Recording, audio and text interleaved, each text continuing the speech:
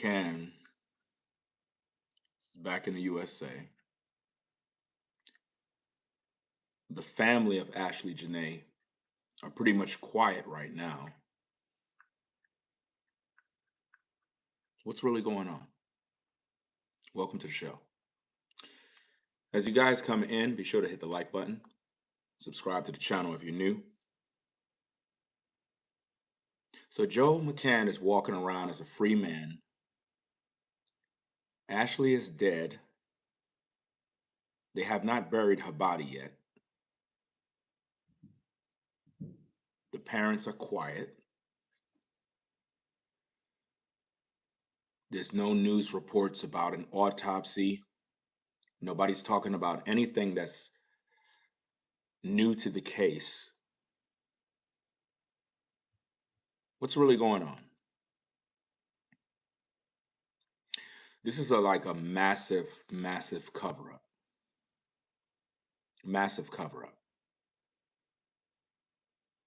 They told us that Ashlee's mother spoke to Ashlee because Ashlee called her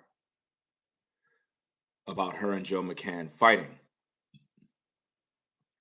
But I don't know if you guys noticed that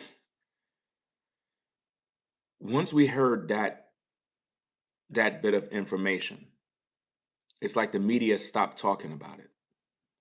It's almost like that couldn't fit the narrative. Because if Ashlee contacted her mother, shouldn't the mother know exactly what they were fighting about? If a daughter contacts her mother to tell her, look, Ma, I know I just got engaged, woo, woo, woo. We just had this crazy fight.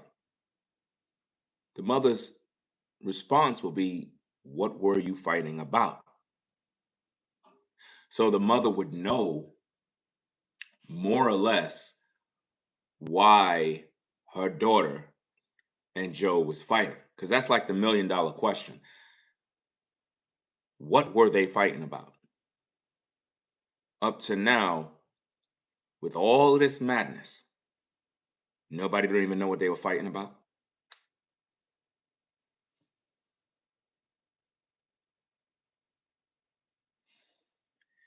They hiding the truth, guys. The parents. The parents know why they were fighting. Joe knows, but Joe haven't said nothing yet. That's what we're trying to figure out.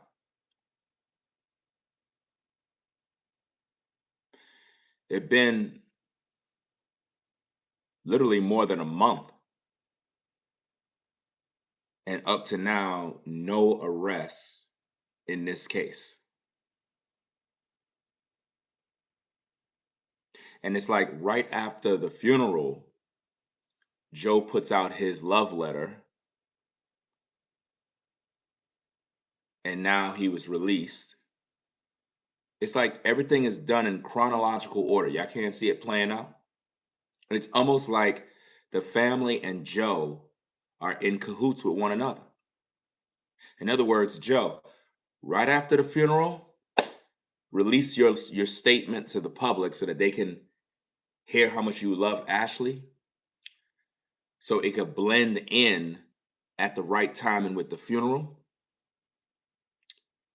And then now we could put out reports saying that you guys can give Joe back his passport and he could come back down in the US.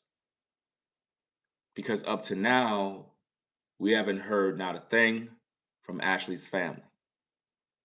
There's nothing on their social medias. There's no news coverage. It's as if though Ashlee never existed. When I tell you guys, and a lot of y'all get mad with me when I say these things, the parents don't care about Ashlee. They don't. The mother knows why her daughter is dead. She knows. You understand? She knows. What mother wouldn't know, guys? That's the first question a parent would ask. What were you fighting about? Why are they hiding the truth from the people? See, a lot of you may not know what's going on in society right now, so I'm going to tell you what's really going on in the world. Um, AI has taken over. AI. You'll learn the hard truth maybe in the coming years. I already know what's going on. Everything on social media is fake. Social media has been drowning out in AI content. People don't know what's real from fake. Murders are being covered up with fake imagery. People are able to create alibis with fake AI videos, images, content, and it throws you off because your mind can't perceive what's real from fake because you're so accustomed to being lied to. It is my personal belief Ashlee, she been dead already. Before the reports even came in, she was dead. That's why they were dressing up her social media with all of those videos and those images. That was to give us the illusion that she was having a great time. Because here's the thing, guys. Throughout my investigation, we've been asking the question, the timeline. Why the mother haven't come forward and say, well, I spoke to my daughter at this time frame. These are the phone records. This is what we talked about. This is the transcript. This is what she said happened when she was out there with Joe. She said they were fighting about X, Y, and Z. A mother would remember the things her daughter was saying. A mother. A mother can recall every word her daughter told her because that would be a mother's first question. What were you fighting about? That way, she's a witness on what Joe did. Till this day, the family haven't come out and said, hey, Joe unalived my daughter. The family never said this publicly. So when we talk about investigating the death of Ashlee Jenae, who are we investigating? Because the family have not publicly pointed to Joe McCann. It seems like we, the people, are more or less pointing to Joe McCann, but not the family. In the family's mind, they're chasing a ghost. They're chasing a boogeyman. Now, the other day, we reviewed a video by Trent, a gossiping YouTuber, in regards to this case. And he brought up this woman named Savannah, right? Now, I want you to think about this. The family haven't come out to say Joe is guilty, or at least they suspect that Joe did this. But it's like everybody else believe it's Joe. Everybody else. Everybody else gut feeling is telling them Joe did this, Joe did that. Right? Now, they try to make this Savannah person appear as Ashlee's friend. None of these people are Ashlee's friends, guys. You got to understand that. When I tell you, anytime people die, people come out of the woodwork acting like they're your friend. If you don't see Ashlee Jenae in various photos with said people, breaking bread, hanging out, doing business, she don't know those people. That's like me going to the barbershop, getting a haircut, and then, God forbid, something happened to me and a barber's on social media talking about, yeah, I know him. We was good friends. I cut his hair. Well, just because you cut my hair doesn't mean we friends. We just did business. That's all. You understand? Let me read what she said, guys. And be sure to hit the like button, guys. We have to get the likes up on the video, guys, because what I'm seeing happening right now is they're trying to bury the story. If you notice, guys, all the other YouTubers that I've been warning you about that have been lying, manipulating the story, you notice they're all quiet? You notice that? They're all quiet, guys. They're all quiet right now. Nothing to say. I thought they were fighting for Ashlee's justice. See, they ran out of lies. When you run out of lies and you can't piggyback off of other people, now you get stuck. You don't know what to do. You're searching the web looking for something, but there's nothing there because you're really not investigating Ashlee's death because you're not using your own brain. Fumi bit quiet after she flagged all my videos with false copyright claims. That's right, guys. Just in case you don't know, I got to remind the people. Go to my community section where it says posts on the platform. YouTuber Fumi Delavoid false flagged 3 very important live streams that I did in regards to the Ashlee Jenae case. And she claimed that I am infringing her copyright. Trying to silence me, guys, because I'm speaking out the truth.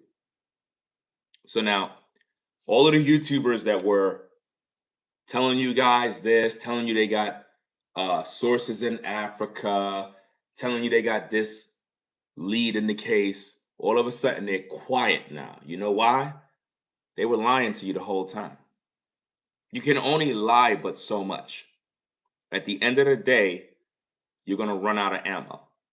And right now, Trent haven't posted a video in probably like what, 3-4 days on a hiatus.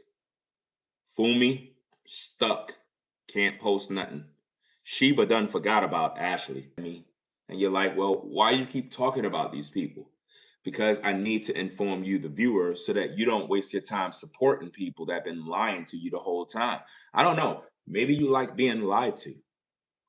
Do you like being lied to? Because if that's the case, then have fun watching lies. But if you're a viewer of mine, I believe in educating my viewers so that they know the difference between real and fake. Because there's a lot of people that are spreading misinformation in regards to the Ashlee Jenae case. And I want you to be well informed to the point that if you're having conversations with people in the street, you're knowledgeable about this case.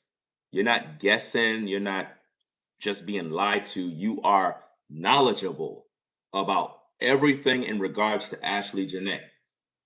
To the point, if we were to quiz you on the Ashlee Jenae case, all of you will pass with 90s and 100s because you know about what's going on. So now this Savannah person said, I believe on the 6th, she said a lot of word salad, and this was in response to Joe McCann's love letter, right? She came in and she says a lot of word salad for someone who gave her family 0 answers for 11 hours. Now, remember, we reported to you guys that it wasn't Joe who didn't contact the parents in 11 hours.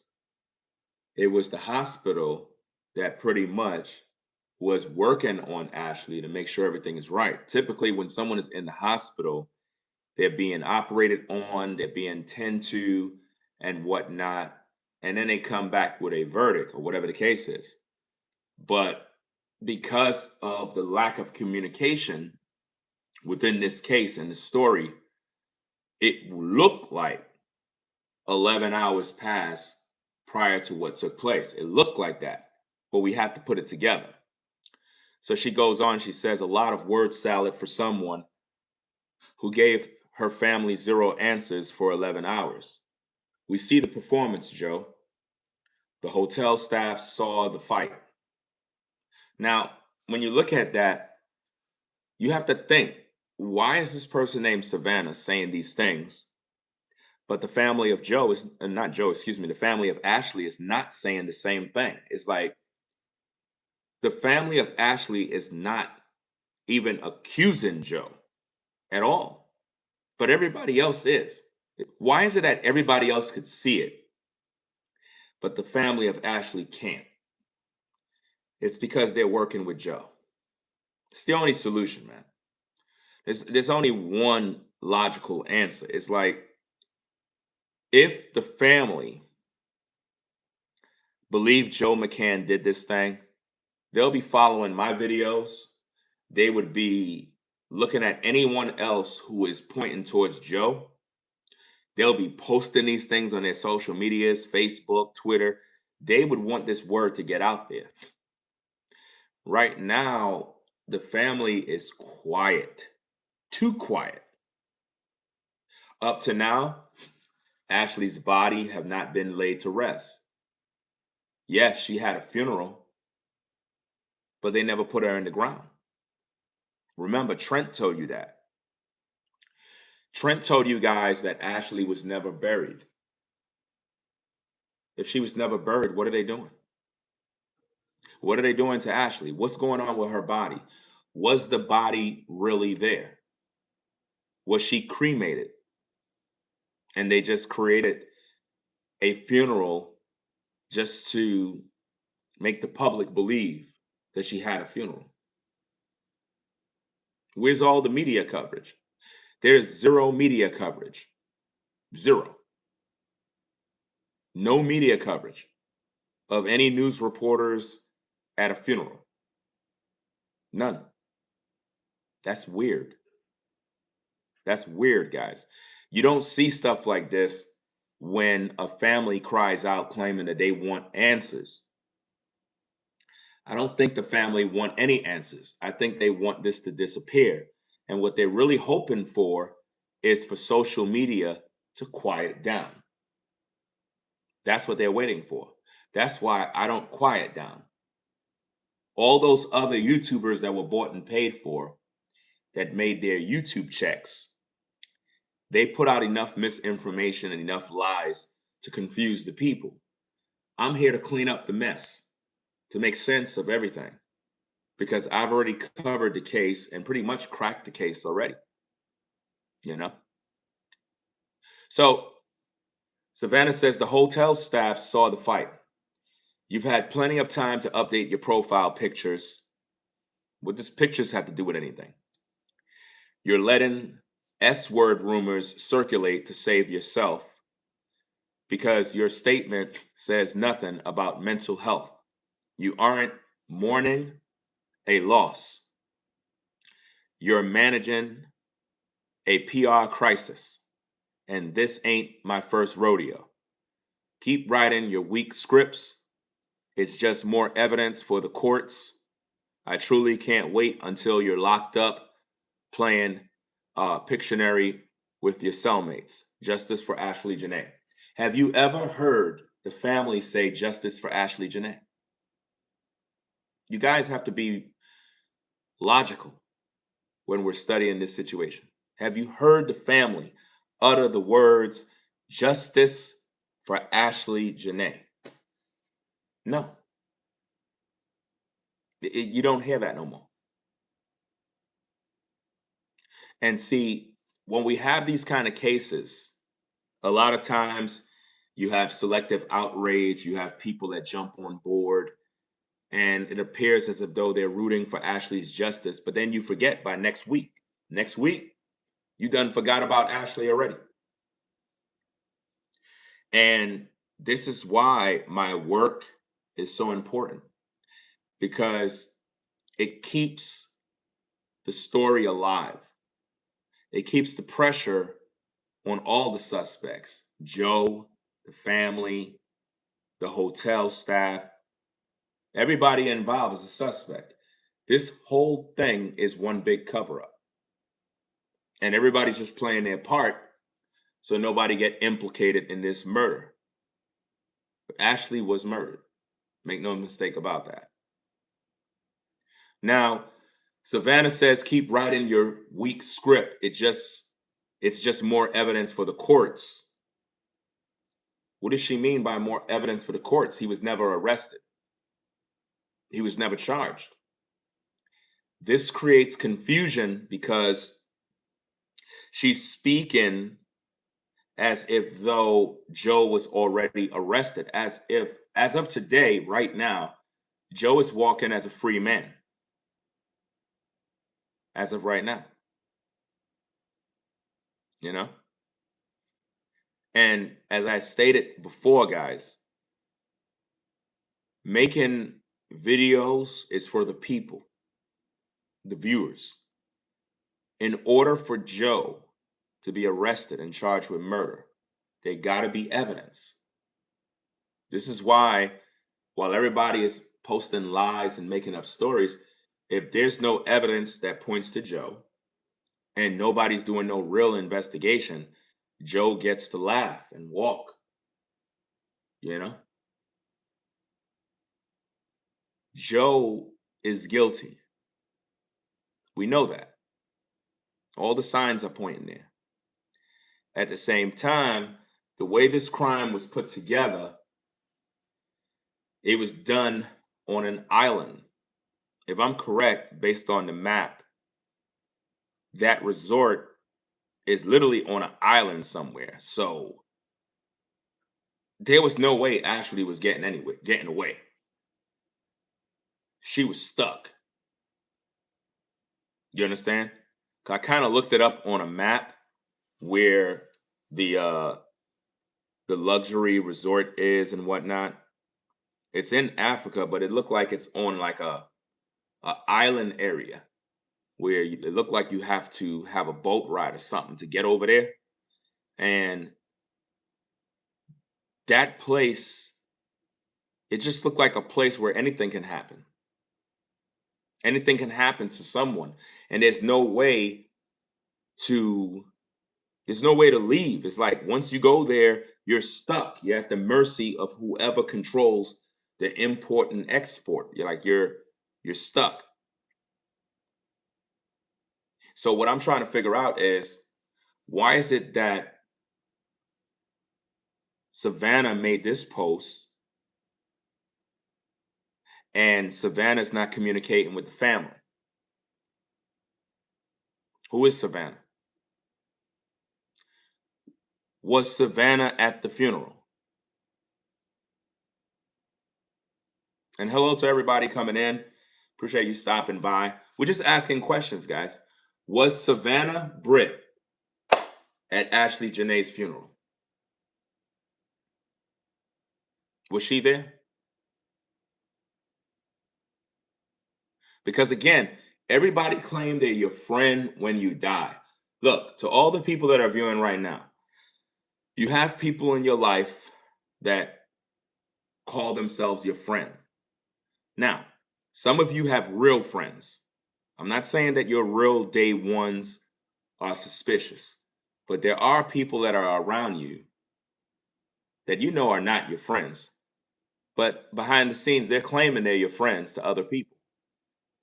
If something was to happen to any of you, God forbid, a lot of people are going to come out of the woodworks acting as if they're your friend, that like they were friends with you. And it's sad, but when we pass away, it's very important for people that really know you to know who was really your friends, because there's going to be so many fake people coming forward, clout chasing off your name, showing up at the family's gatherings, and it's disgusting. Was Savannah Britt at the funeral shedding tears for Ashley? Or is she just on social media trying to capitalize off of her death in order to bring visibility to herself? You see what I mean?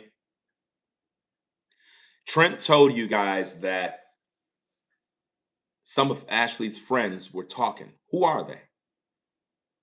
And why we don't see none of these friends on social media standing for the justice of Ashley? Why you don't see nobody? Why you don't see none of her family, cousins, friends? Why you don't see Ashley's family and friends even tuning in on my videos to say, wow, somebody's actually standing for Ashlee? Why you don't see no visibility? Nothing. It's like nobody exists. It's like this is one big cover up. They tried to make the narrative go one way, but it's like because of influencers like myself that are doing a heck of a good job reporting on this story, it's messing up all their plans. It's messing up everything, guys. And it got them to the point where they really don't know what to do anymore. They really don't know what to say. Like they're trying to figure out what to say next. Like the family is trying to figure out what to say next. We know they don't have no representation. They don't have no attorney. They haven't hired an investigator. They haven't done no work, guys. None. She's dead. He's back to making money, living his best life. And nobody can see that? Ashlee was set up, guys. They wanted Ashlee dead. They wanted Ashlee dead.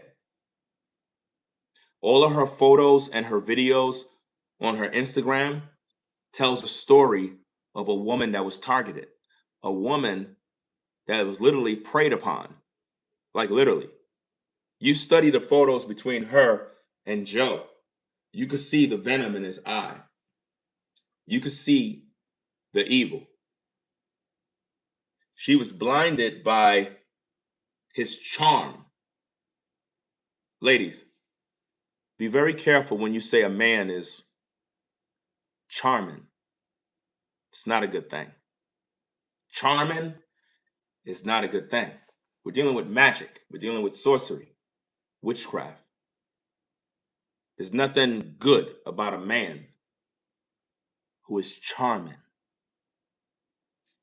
That's what she fell into. The mother knows exactly what happened to Ashlee. She cannot say because this man may have allegedly paid her. And sometimes, guys, watch this. Sometimes Joe may have allegedly paid the mother, but never paid the father.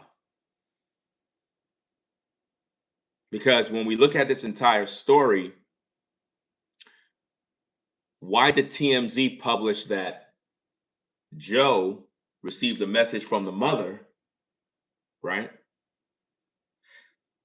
And the mother pretty much got a message from Joe, but she never responded back to Joe. She left Joe unread. And then got on an interview and said, we haven't heard from Joe. So the whole world was pretty much hating Joe. Now, don't get me wrong. We all believe that Joe unalived Ashlee. We all know that. In our heart of hearts, we believe this man is guilty. But at the same time, the way this thing was played out, they had to do it this way in order to make him look like a guy who basically was given a bad deck of cards because the mother left out vital information. Joe did reach out to the mother. He did. She just didn't reach back. And because she didn't reach back, when they did the interview with TMZ, she told TMZ that they haven't heard and we don't know what's going on. We just want answers. We just want answers. He ain't calling us. But what did Joe's attorney brought out? Joe's attorney brought out the fact that the family had Joe's number. So why the family never called him? The family never called Joe. Joe and the mother, they never spoke by phone yet. Only by text message. Make that make sense. That alone is a red flag. If you know your daughter was unalive, you would be calling someone fast, not texting. I don't got no time to text. What am I texting you for? When I could just call you and hear you and FaceTime you. So this whole story is a cover-up. And they want it to go away. The family have not pursued any legal action against Joe McCann till this day. Nothing. Why? Hiding the truth. Hiding the truth. He's back in the US and they're hiding the truth. And all the other YouTubers, they're all quiet because they ran out of lies. So now, later in the week, they're going to bring up some new lies. New lies have to come forward because they got to manufacture the lies. They got to work on them, fine tune them, see how they can manipulate the viewer for another 2 weeks. But it's not going to work because I'm here to dissect and analyze all of their content. And we're going to get back to dealing with Fumi later down the lines. We just got to wait for this process and to pretty much finish its course. And then we're going to get back to, I guess, debunking the things that they put out. Because the other day, Fumi de la Void put out a very, very misleading video, guys. Very misleading. She claimed that Ashlee's mother and father are going back and forth on who called who. That's a lie. There's no reports of that. Mother and father arguing or going back and forth. None. But they mislead you with their video titles. They mislead you. And then you click expecting what was promised, and then you don't get it. And then you get disappointed. This is why, as viewers, you should not watch people that are lying to you, misleading you, clickbaiting you. That's unacceptable.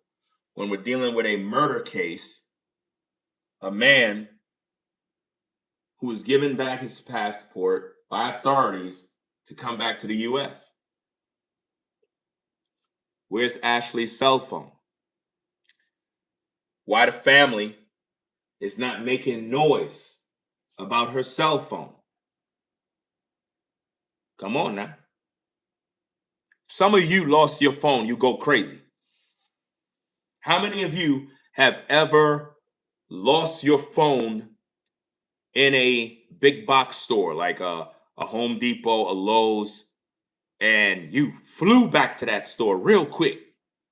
How many of you ever left your phone on the countertop? Put a 1 in the chat. If you ever lost your phone and you almost lost your mind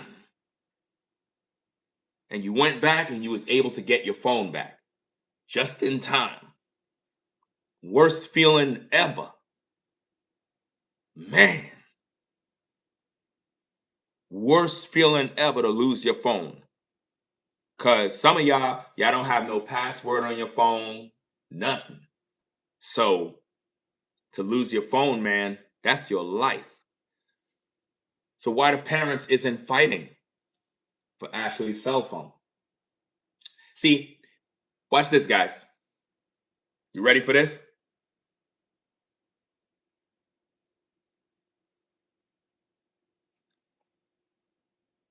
Why do you think they try to distract us with the engagement ring?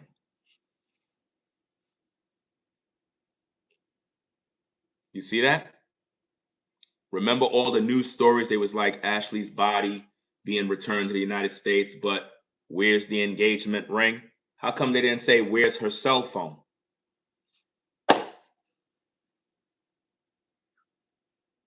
They're busy trying to distract us, guys. They want us to focus on an engagement ring. Who cares about that? Nobody cares about that. What about her cell phone? Yeah, let's talk about that. Let's talk about the cell phone because Ashlee's cell phone contains everything we need, even if Joe tried to delete it. And also, guys, I got another update for you. Give me a minute. Give me a minute, guys. Make sure y'all hit that like button. Give me a minute. Let me go get this update. This is crazy. Absolutely crazy, guys. But I got to show you because it's very, very important. Give me a minute and I'm going to take care of this thing real quick. Do what we need to do. Because a lot of y'all don't understand how serious this is. And I've been trying to warn y'all. People keep getting mad at me. And y'all don't understand the amount of work that I do in order to bring y'all this kind of content. My platform's being attacked. I'm being flagged, false copyright claims. And I'm doing all of this to try to bring justice to Ashlee Jenae.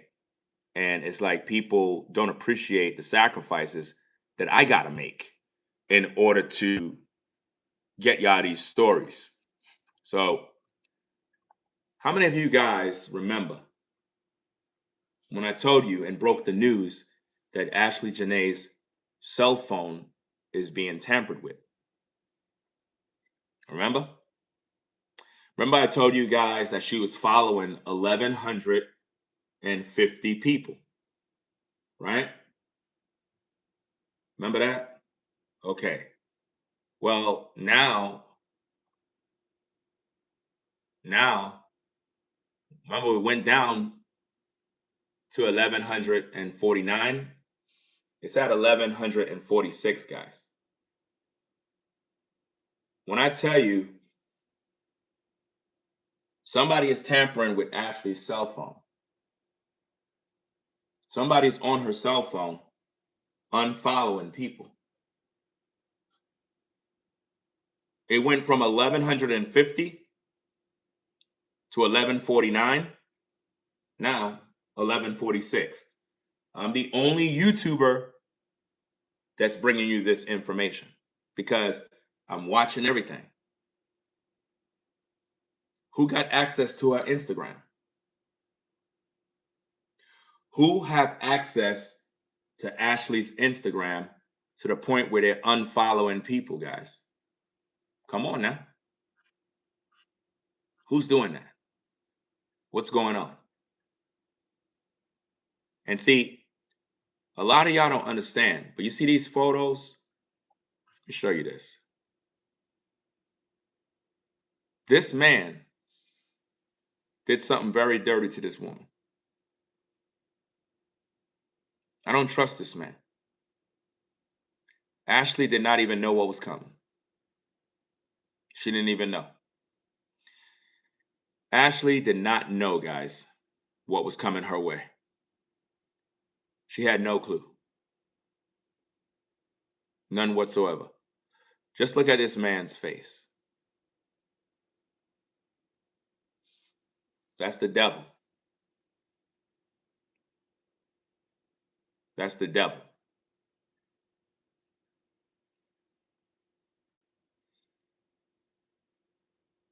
The whole time Ashlee was with him, he was luring her in, making her comfortable. Another thing we have to factor in is who's taking the photos. All of these things we got to look at, guys. Who's taking the photos? Who's doing this? Was Ashlee under the influence of alcohol? Did Joe drug her? Was she drunk before the unaliving? There's so many stories to this case that I lost count. It's about like 4 or 5 different stories already. And because social media is flooded with a lot of fake news, it's difficult for the viewer to keep their attention on the case to really apply pressure because there's so many lies. Yeah. Was she poisoned? There's so many different things because, okay, remember they told us that the autopsy in Zanzibar is completed. Remember they told us that? Okay, where's the results? Where's the results? No results, guys. The family said that they did an independent autopsy. Where is the results? Where are they? Come on now.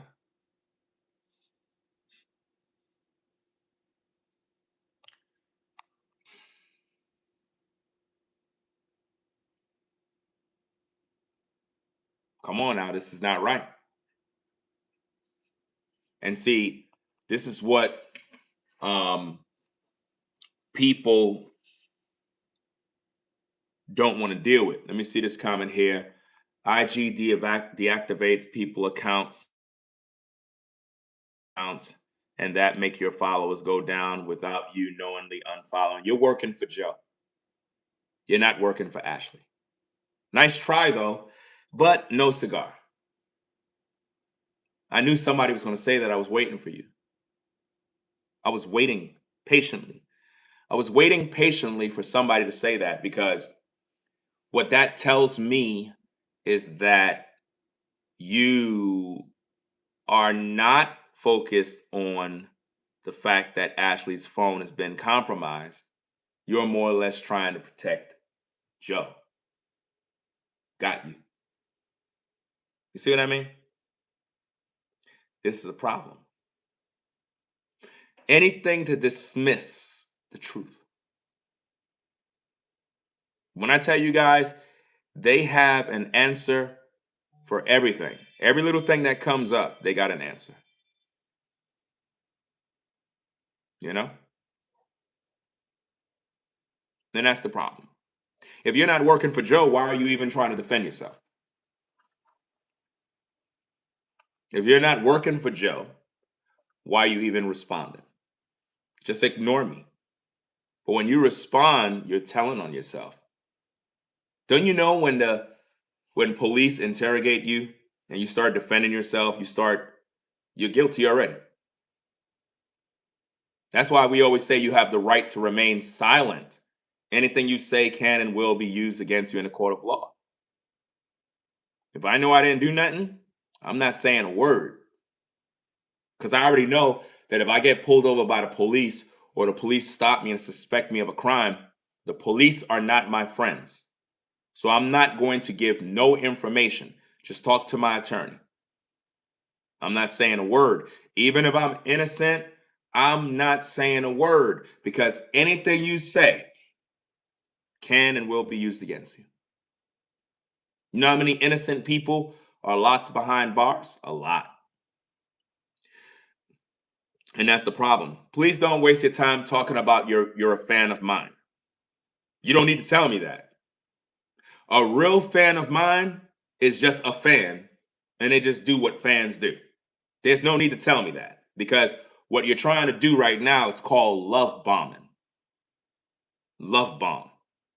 Because a real fan, just a fan. They don't have to tell me. Do you understand? Again, you're still defending yourself. That's the problem. You already done been caught. Just lay it to rest. Right? Now, let's get back to the content, guys. Be sure to hit the like button. So, what I want to do, guys, is I want to talk about some information, right? Let me see if I could bring this stuff up. Give me a minute. Let me see. Let me see if I can bring this up. Give me a minute. Make sure I got the right info. Okay, we no longer need that. Let me take that off the screen. We don't need to look at the Savannah image no more. How about this? Okay, let me look at this. All right. Now, I want to read this, and then we're going to get back into some content. Tanzanian authorities have officially ruled the death of Ashlee Jenae Robinson a S word. You know what S word is. According to statements from North Unguja Police Commander Benedict Mapujara, local police state that she was found alone inside her bedroom closet.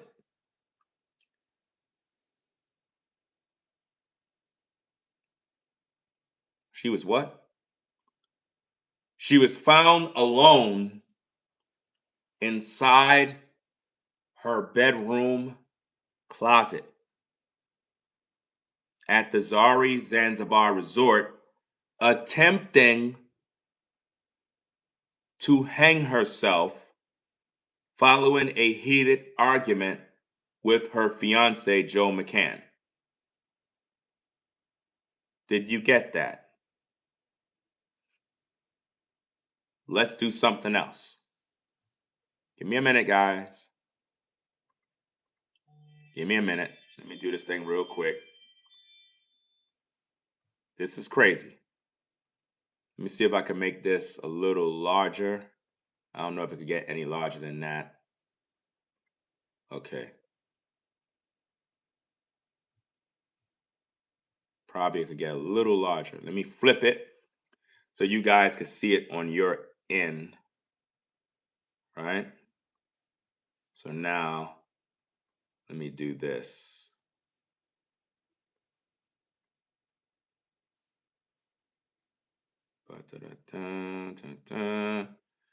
Okay. Do it like that so that you guys are able to see it. Right? So I can read it on the screen. Tanzanian authorities have, I don't have to read it all the way from the top. What I want to get is the part where it says local police states she was found alone inside her bedroom closet. Now watch this, guys. Pay attention. At the Zanzibar resort, attempting to hang herself.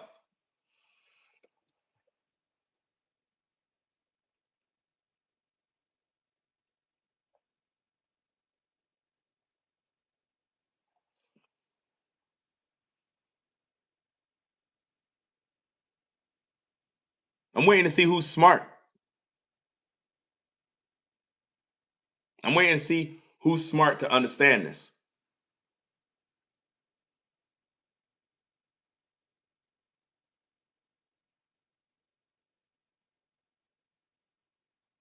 Nobody?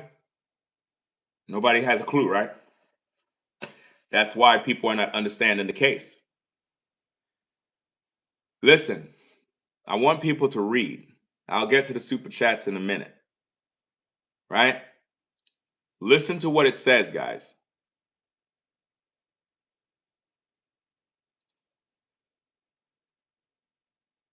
They found her alone in her closet, attempting to hang herself. Ashlee was alive, guys.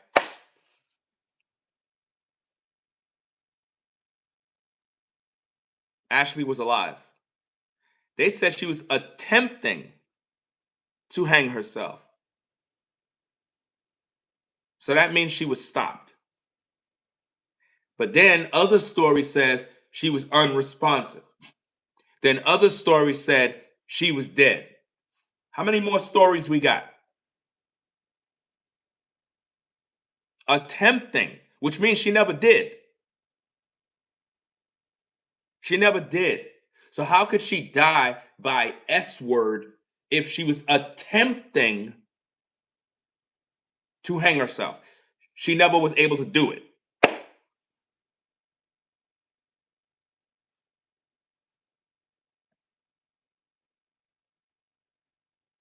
This whole story is a lie, guys. They're literally manipulating the viewers and the people.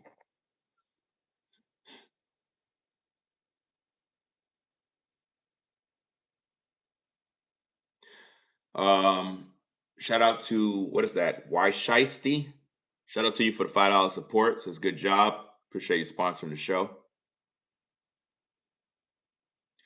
Let me continue reading this thing. I'm gonna have to flip it around because I can't even understand it by looking at it on the screen on my cell phone. Very, very small. Right? So let me keep it like this so I can read it. Right? What do we got here? Let's see. Okay. So, local police state that she was found alone inside her bedroom closet at the Zanzibar resort, attempting to hang herself following a heated argument. So, they found her attempting. How could you be attempting to hang yourself, but you're unresponsive?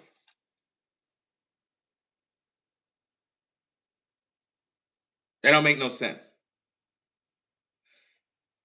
If I was charged with attempted murder, I never completed the job. Right? If I'm being charged with attempted murder, that means that I attempted to murder someone, but was unable to complete the job. So if Ashlee was in her bedroom closet at the Zanzibar resort attempting to hang herself, she never completed it. So how could they label this that she S-word? That's a lie, guys. Ashlee was already dead. They put this story together.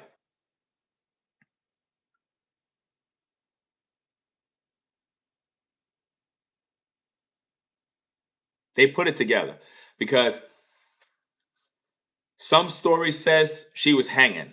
Another story says she was attempting to hang herself. Another says she was unresponsive. Then another story says that Joe found her. Like, come on, how many stories they gave us? How many stories? How many lies? Official findings and timeline. The dispute, police confirmed the couple had a severe misunderstanding. Okay, what was the severe misunderstanding, Joe McCann? Do you care to tell the court? What was the misunderstanding? $1 million question. And Ashlee's mother's supposed to know what was the misunderstanding. Because if the daughter called her, that would be on her phone records. You know? Yeah. The story about the guy that went to the room and gave her a charger, that whole story is a lie. That's a lie. That's a lie, guys. Because why would he use an emergency key to go in the room if the lights are off?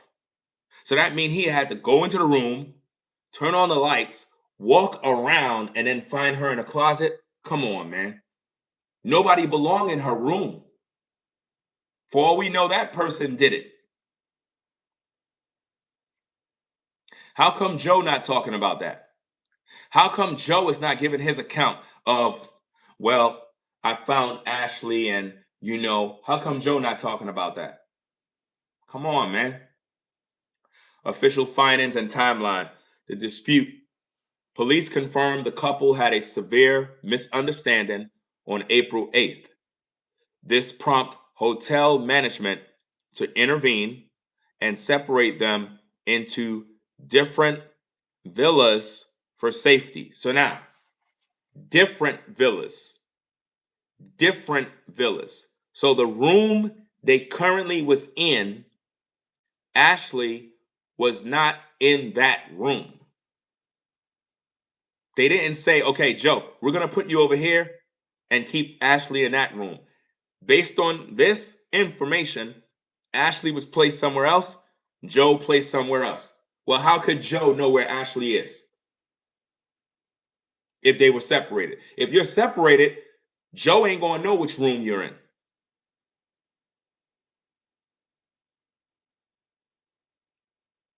Come on now. Well, why there was no video? Well, maybe because they don't got cameras, you know? Because up to now, we haven't heard anything about video. Again, a lot of us from the United States, we look at things based on how we are here. Overseas in other countries, they may not have no cameras, you know? They may not even have cameras. For all we know, they don't have nothing at that resort. Nothing. Because they're not up to that level where they got CCT cameras installed and all this tech. They may not have none of that stuff. Remember, when they create these resorts, it's to attract foreigners to come have an experience. You understand? And normally, that experience is to make you believe, like, wow, I had so much fun in Africa. It was such a great time. The giraffes, it's not real. If you want to experience the real Africa, you got to go out into where the people really are. Where the people really are. That's how you experience the real Africa. Where you see violence, hunger, poverty. That's the real Africa. Go where the people really live, where they got to deal with the real life issues, not all of that fancy stuff. That's not the real Africa. That is a resort which is designed to make money. But a lot of times, people from the States, when they go to these resorts, y'all be thinking that, wow, I had a great time in Africa.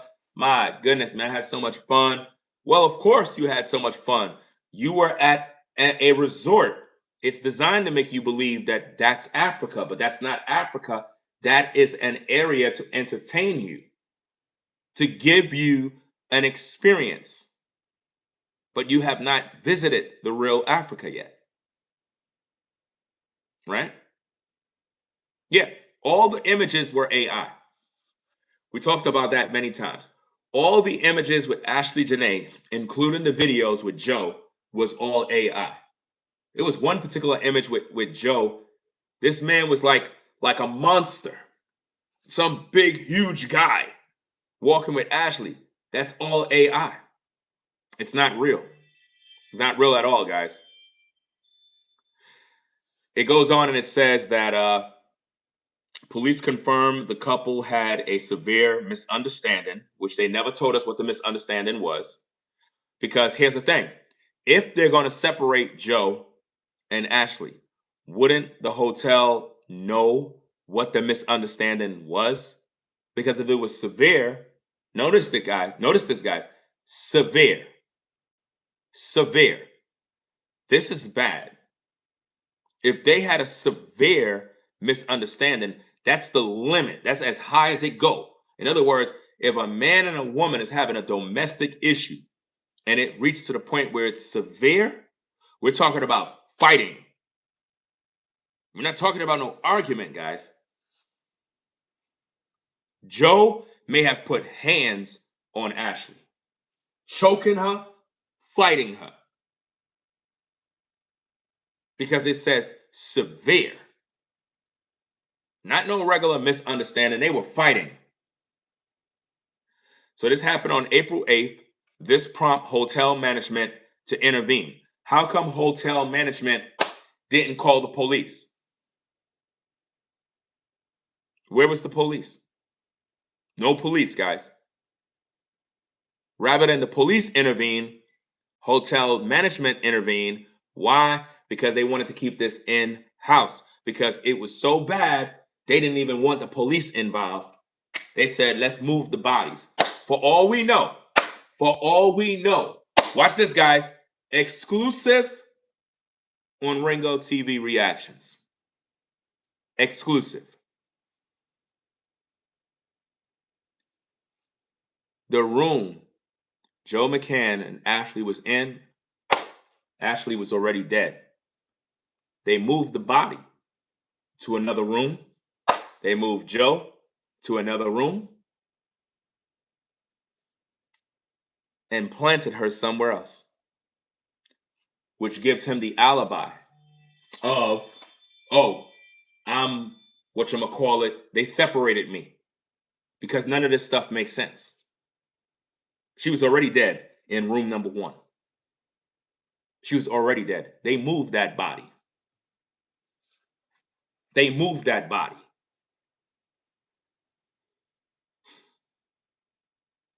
It says a hotel worker later used an emergency key to check on Robinson's well-being and discovered her unresponsive.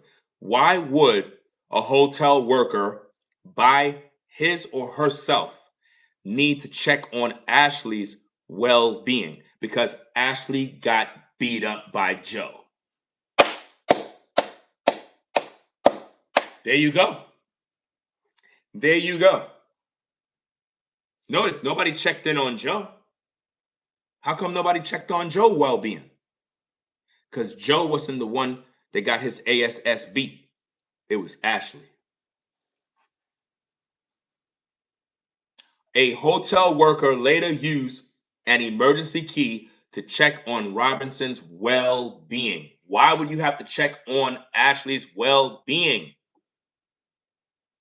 And watch this, and discovered her unresponsive, not hanging. Unresponsive, not hanging. That's what the report says, guys. Look, let me see. Let me do this again.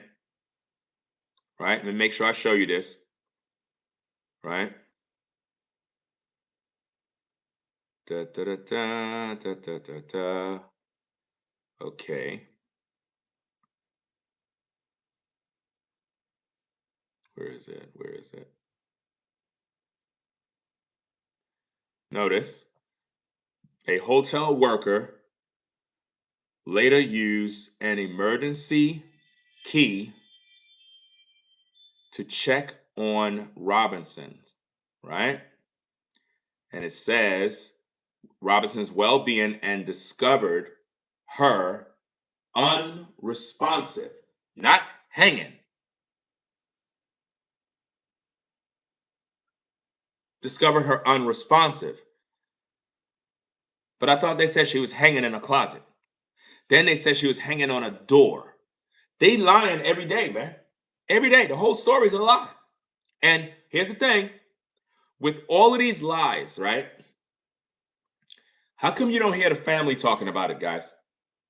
How come you don't hear Ashlee's parents saying they have so many conflicting stories? How come you don't hear the mother saying this, the father saying this? Nobody's talking about the things that you hear me talking about. Nobody. You don't hear the parents saying, why there's so many stories about my daughter? They said she was unresponsive. They said she was hanging. They said Joe found her. Then they said a hotel staff member found her. What's going on? Why the family aren't saying and asking the questions that you hear Ringo TV talking about? Because the family been allegedly paid by Joe. Do you understand? Joe got the money to quiet things down. Trust me. Somebody pull up and be like, look, I'm going to give you guys $1 million. All you got to do is just cooperate. You guys are good. They don't even care about Ashlee. They don't even care. Absolutely sick. Let me get back to this. So it goes on and it says, medical intervention. She was rushed to a local hospital where she underwent treatment, but passed away the following day, April 9th. Following day, medical treatment. Why would she need medical treatment if she was already hanging and was dead? That don't make sense. Ashlee was never dead when they found her, based on these stories. These timelines, there's like 5 different stories, guys. 5. Foul play, excluded. Tanzanian investigators stated that preliminary findings show no one else was present in the room, leading them to officially rule out foul play. Now, watch this. Because Trent told you that Joe is being investigated and all this other nonsense. It says in Tanzanian investigators stated, Tanzanian investigators, the very same people that literally gave back Joe McCann his passport to come back to the United States, they said that preliminary findings show no one else was present in the room, leading them to officially rule out foul play. So as far as they're concerned, Joe didn't do it. This is why we need the family of Ashlee to be making noise, and they're not doing nothing. They're talking all this crap about they waiting for autopsies when we got these reports coming out of Africa talking about they literally have ruled out that no one else was present in the room, leading them to officially rule out foul play. You see that? But they told you that Ashlee was separated from Joe. That's what they told us. They told you Ashlee was separated from Joe and Joe was put in another room. Ashlee was put in another room. How do we know that Ashlee wasn't drugged in the first room after the fight? Drugged, right? That's right. Calm down, Ashlee. Here, take this water. Take this water. Let me open it up for you. Calm down. Calm down. Everything's going to be okay. It's going to be... But he hit me. He hit... Oh, my goodness. Call my mom. Drink this water. Just drink this. Calm down. Calm down. Calm down. She's drinking the poison. The drug. Allegedly. Let's take you to the room. She go to the room. She's in the room left alone. She's packing her things or putting her things that she had from her other room in her closet. Let's walk with Ashlee, guys. Let's walk with Ashlee after Ashlee was allegedly drugged. She's in the closet putting up her things and drops down. She may have had her bathing robe on, possibly naked. You don't know. And because of the way she was found, they concluded she tried to unalive herself. Why would Ashlee have to go to a closet? Why? Why would Ashlee want that to be the memory of her to her viewers, her followers on social media? Damn, Ashlee went out like that? Yeah, man, they found her in a closet hanging herself. That's not a good sight for your viewers to remember you by. And this is why they did the autopsy in Africa before the family could even know what's going on, because they wanted to gain access to those organs, because they knew if Ashlee was drugged, it would show in the organs. So they had to remove them. That's right. And for all we know, they may have replaced Ashlee's organs or just totally removed them, because there's a lot of info, guys. A lot of info. Let me see if I can bring this up. See if I can bring this up, guys.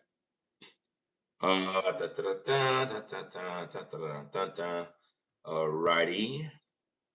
Okay. Let me talk about this for a little bit. Okay. Let me see. Factors influencing total price. And this is in regards to bringing a deceased body back to the United States from Africa. The prices and so on and so forth of what it would cost and so on and so forth. It's talking about a body, a deceased loved one from Africa to the United States generally costs between 10,000 and 20,000 USD.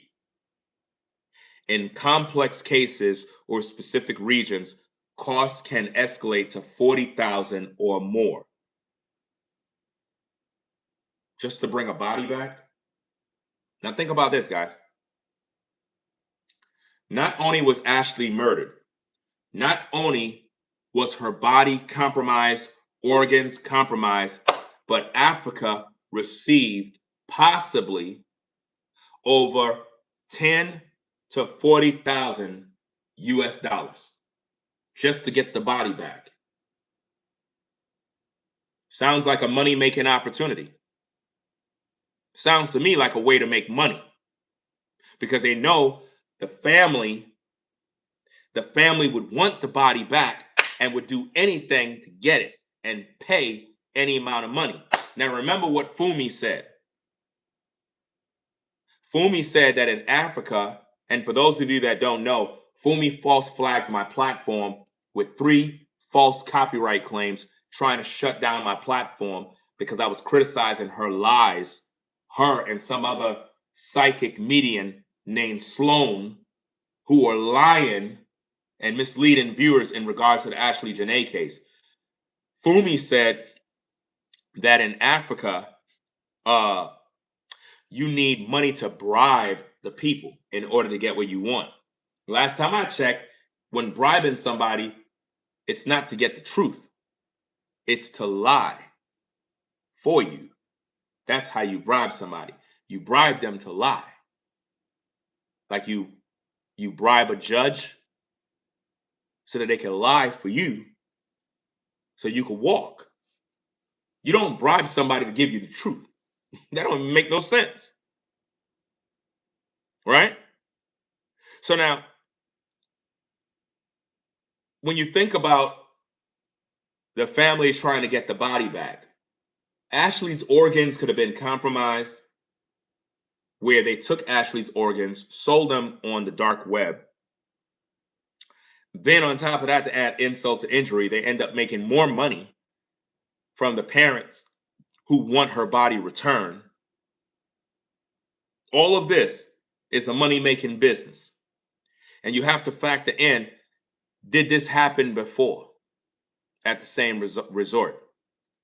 I'm going to do a little more digging after this live stream to kind of find out, guys, did other people get unalived mysteriously at that resort? Because we need to know, right? So it says cost breakdown. Wait, excuse me. The U.S. government, watch this. The U.S. government does not provide financial assistance for these costs, which are the sole responsibility of the family. Cost breakdown. The total price is a combination of local services in Africa, international air freight, and receiving services in the U.S. Preparation and shipping, Africa side. Typically $9,000 to $17,000.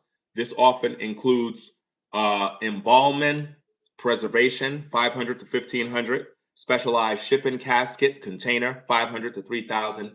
Documentation and permits, $100 to $1,000 for death certificates, consular permits, and translations. Air freight fees, $2,000 to $6,500, plus airlines charge based on the total weight of the remains and the specialized casket, as well as the distance flown.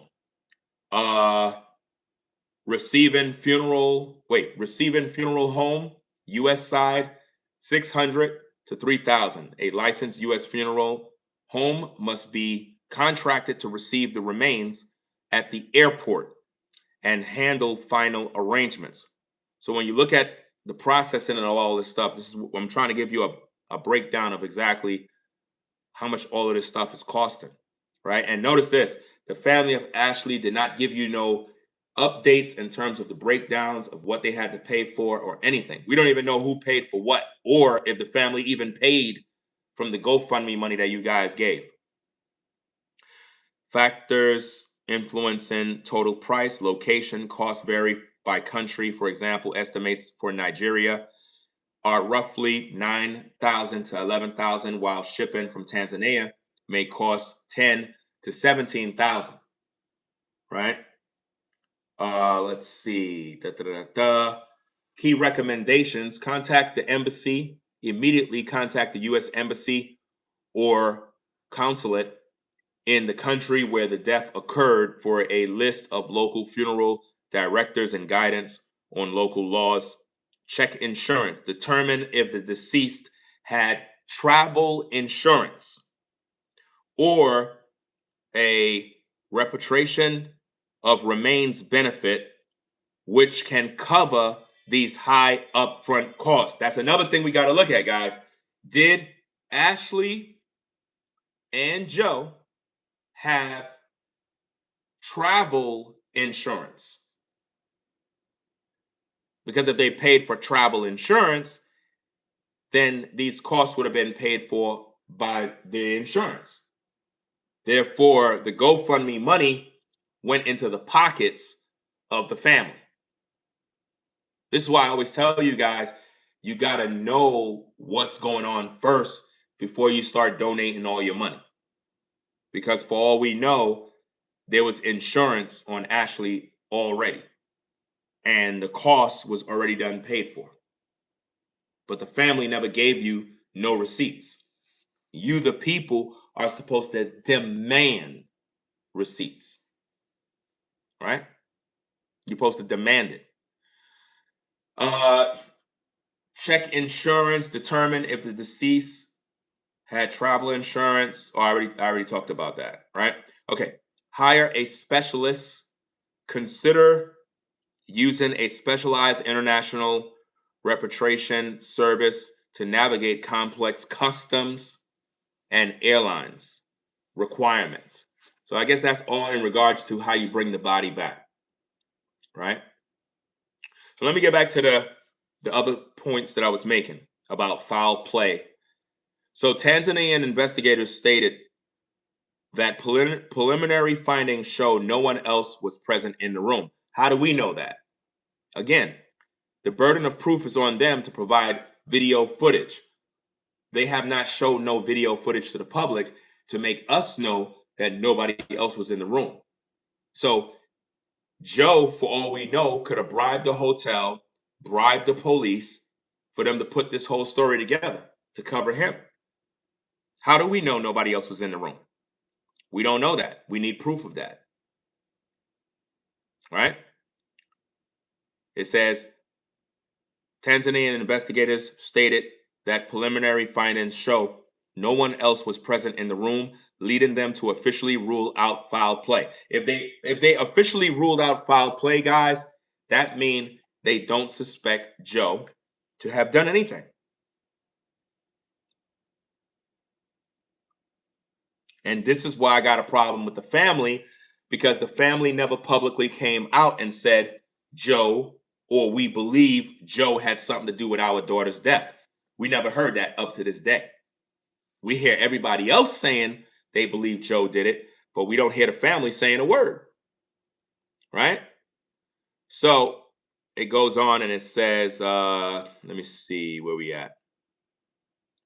Okay. Status of the fiance. Witness classification. Authorities have said repeatedly, emphasized that Joe McCann is considered a witness.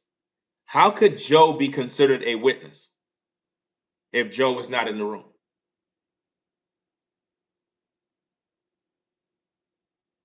How could he be a witness?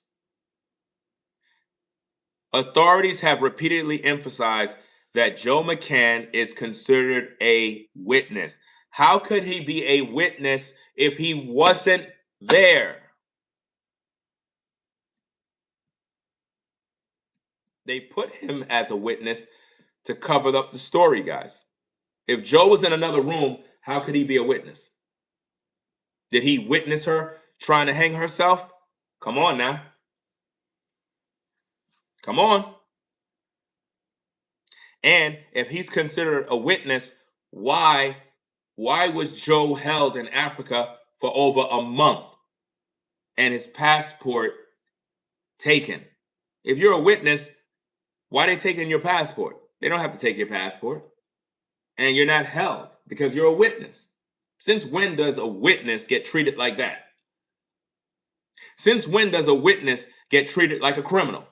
Taking someone's passport and basically holding them in Africa and not allowing them to go nowhere, that doesn't sound like a witness. That sounds like a suspect. See, while Joe was in Tanzania, Joe was allegedly bribing the investigators, the police, you name it. Hey, I got this amount of money. Make that story disappear. That's right.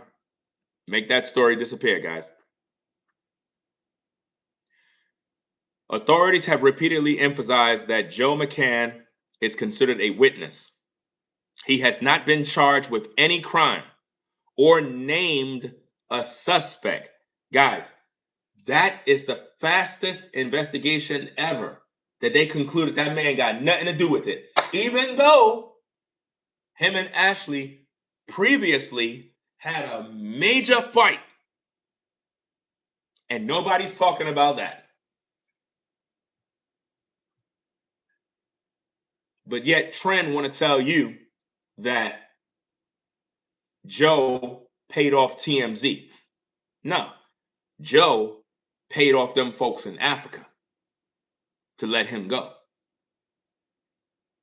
That's what they're not telling you. Travel restrictions lifted. Local police initially suspended Joe McCann's passport and withheld his travel documents to question him continuously during the active probe. As of May 2026, his attorney confirmed that Tanzanian authorities have permitted him to return home to the United States. So Joe McCann is back in the United States right now. And if he was freed from local police in Tanzania, that means they're done. They're done. Their investigation is over. That's why they gave him back his documents and permitted him to return back home to the United States. And in that process, while he was there, Joe got his attorney. You see that? Meaning they were grilling Joe in the beginning. They were grilling him. They were like, you just had an argument with this woman, this and that. You're probably guilty. Maybe you did it. Joe said, look, let me call my attorney. I'm done. I'm done talking. Once that attorney got on the phone, them officials over there didn't want no smoke.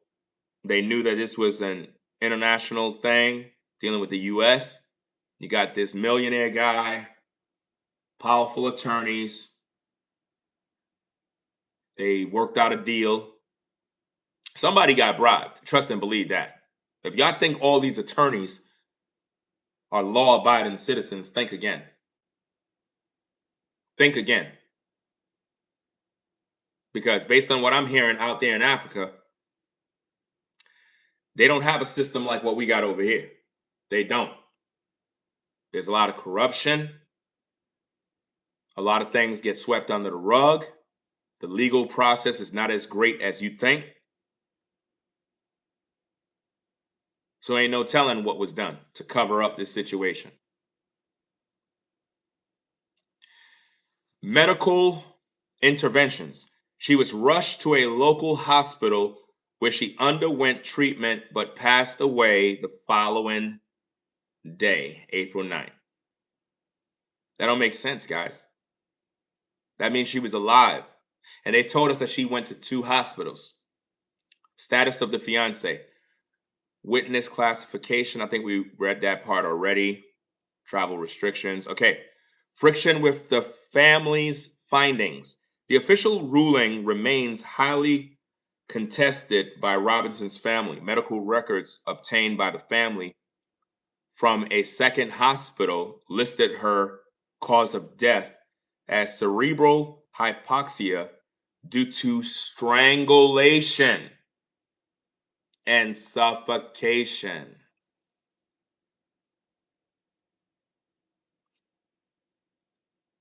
She was choked out, guys. She was choked out. Ashlee Jenae was choked out.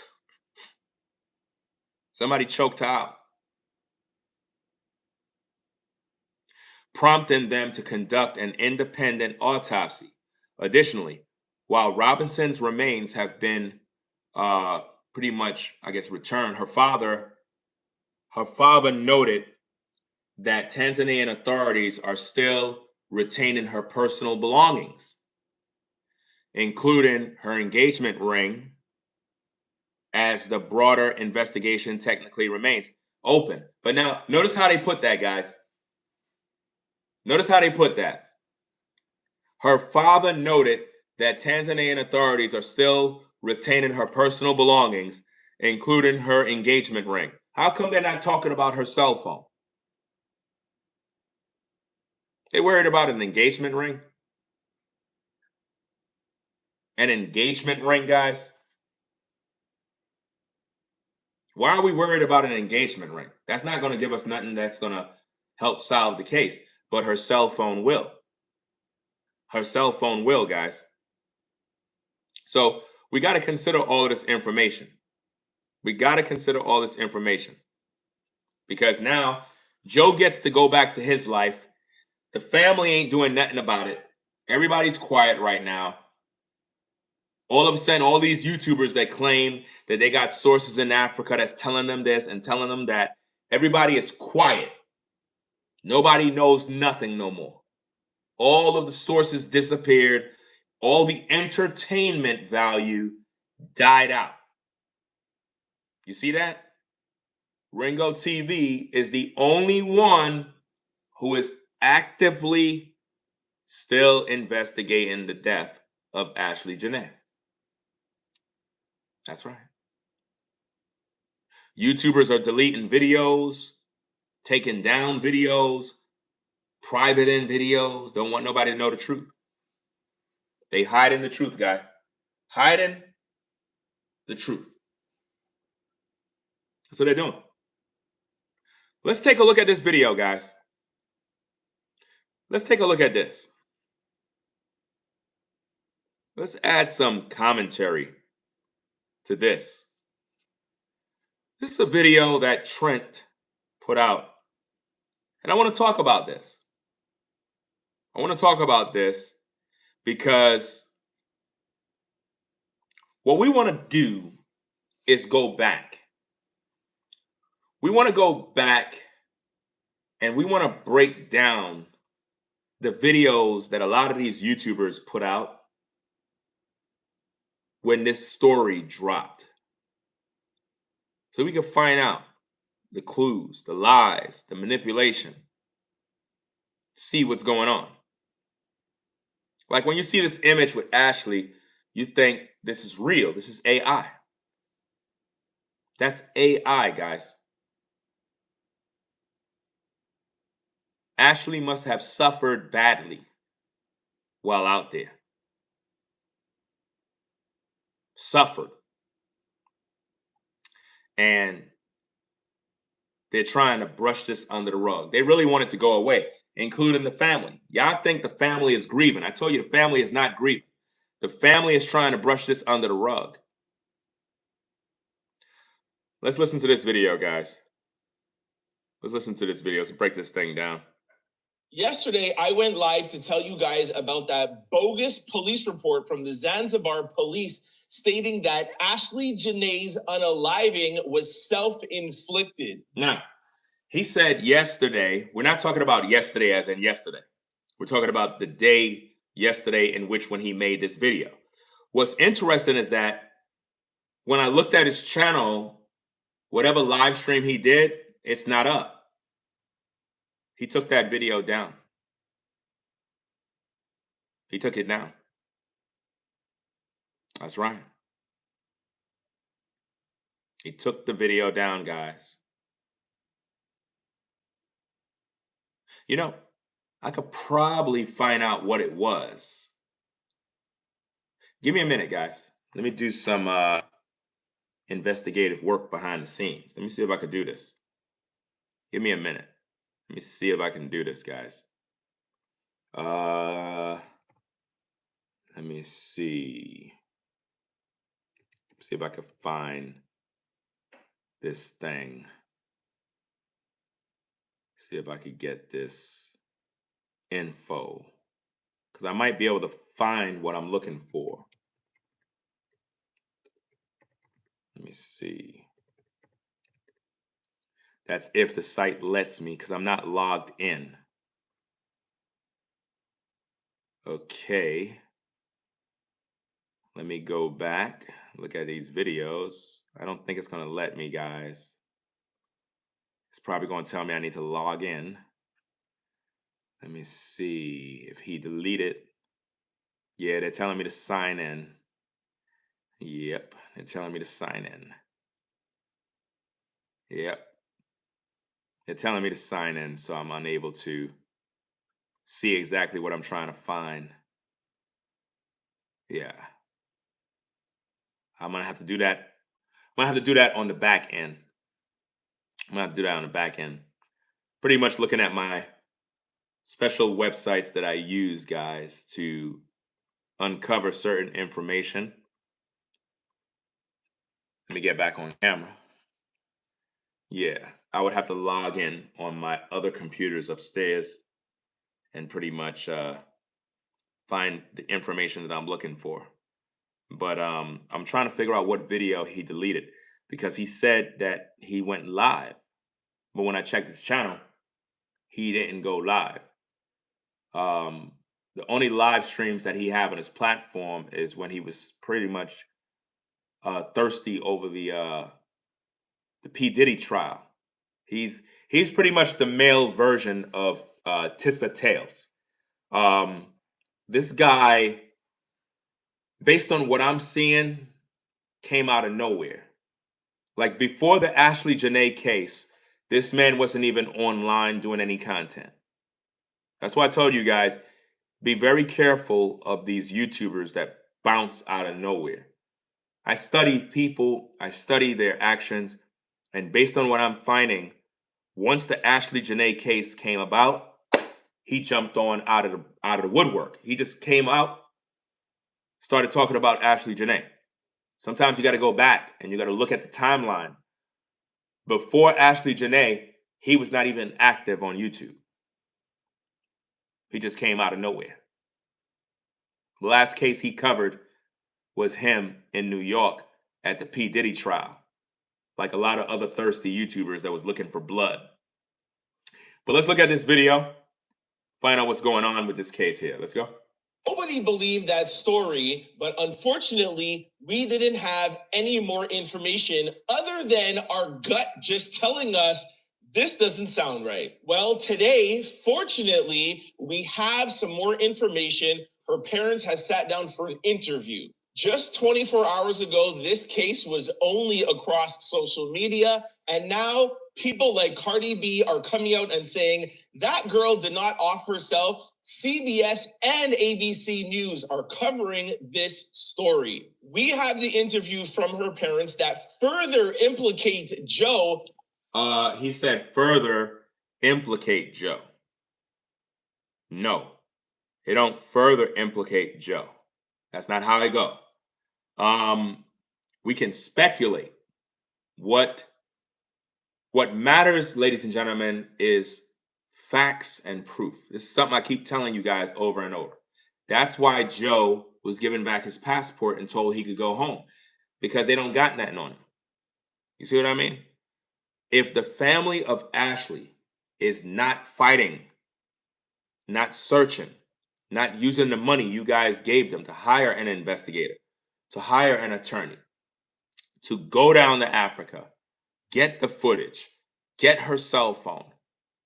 If they're not doing this work, guys, they're working with Joe McCann. I don't care what nobody say. They're working with Joe McCann.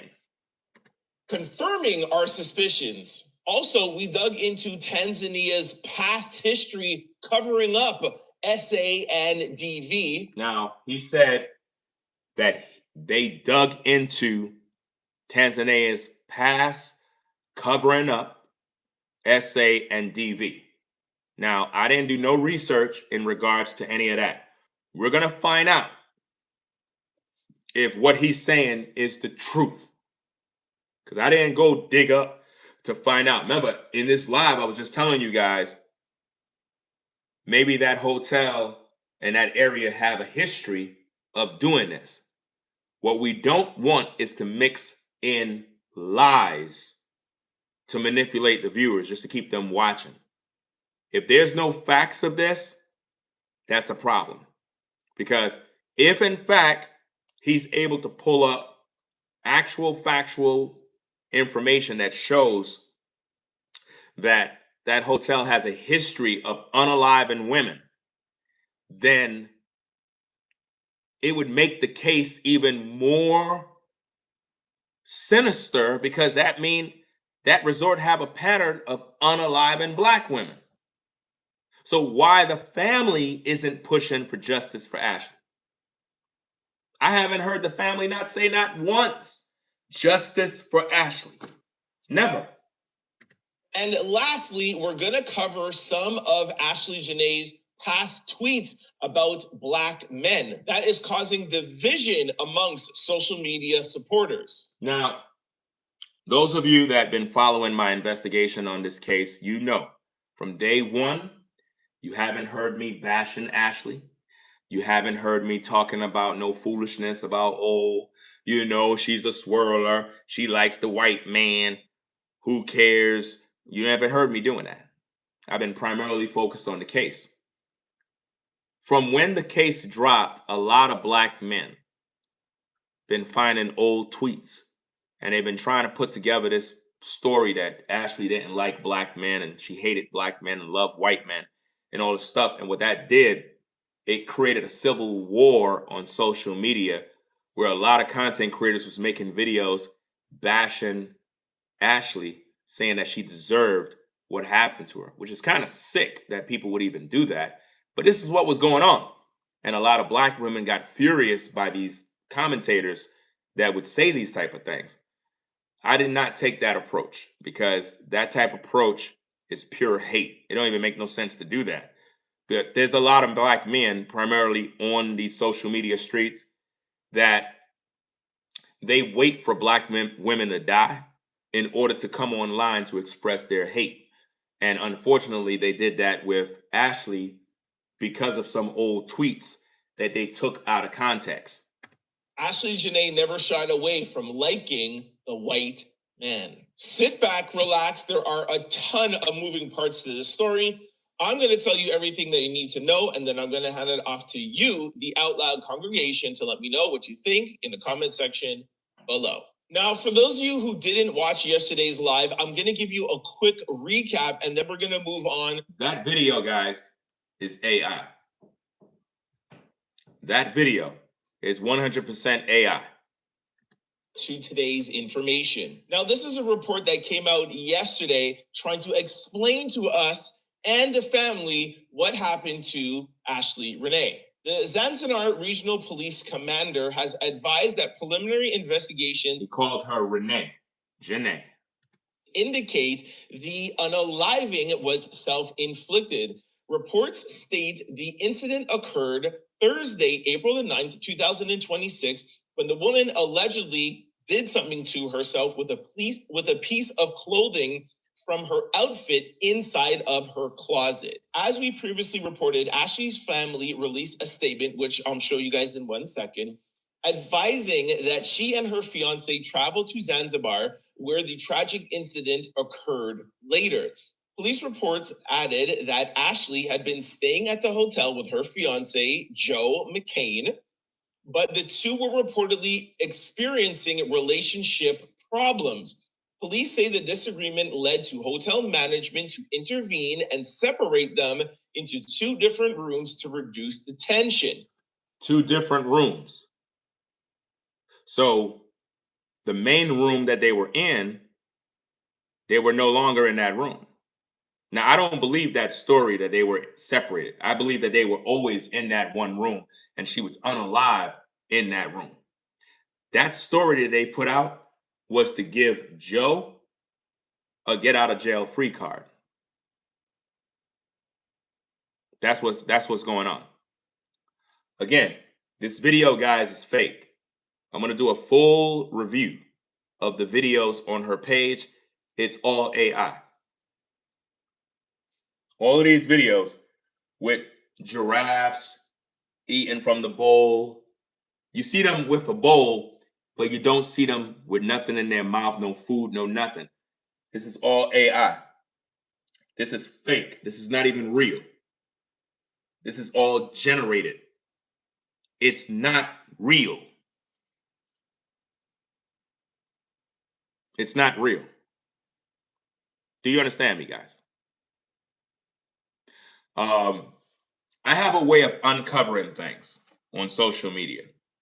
And a lot of times people don't get it, they don't understand it.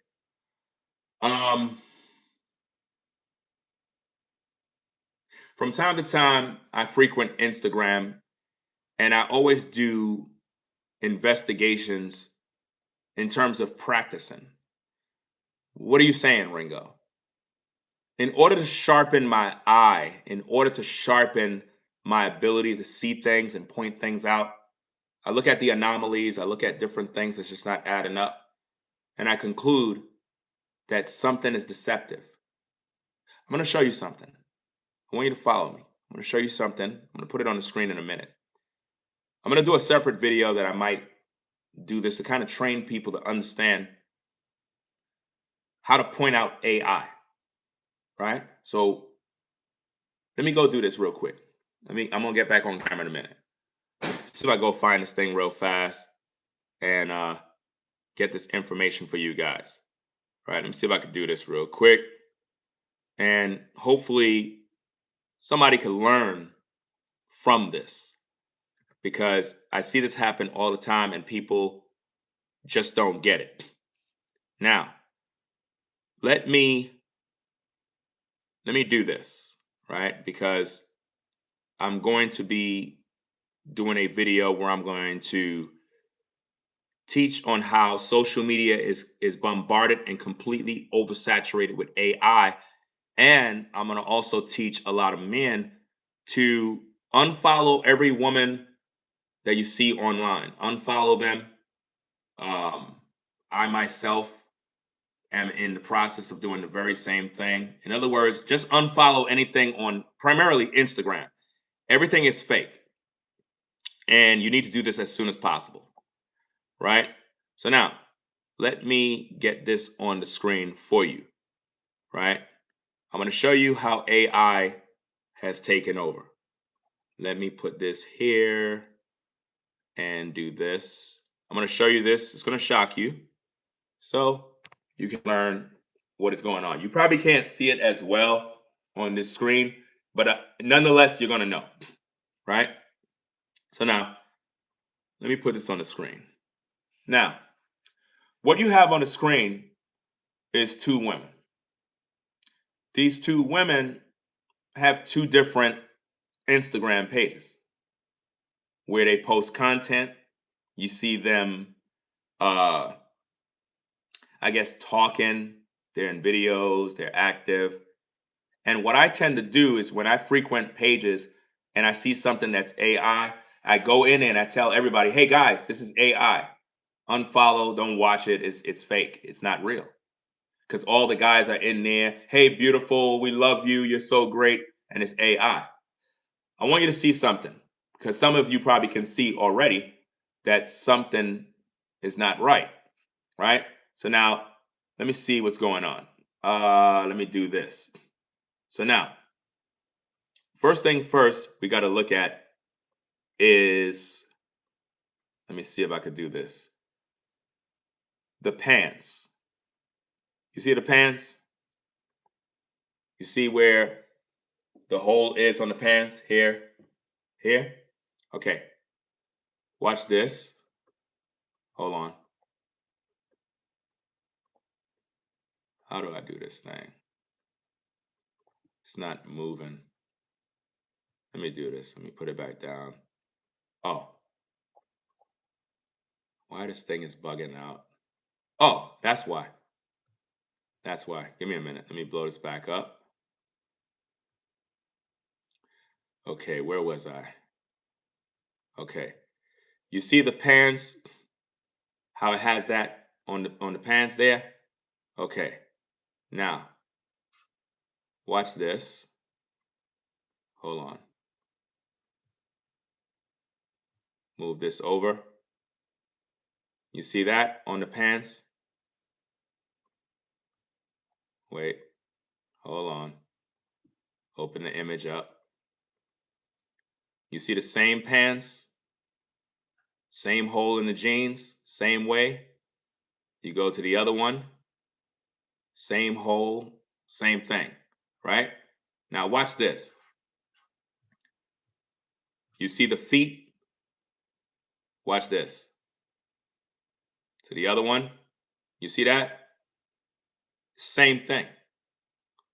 This is AI. Same exact toe ring, same shape, everything is the same. You go here, same ring, same shape.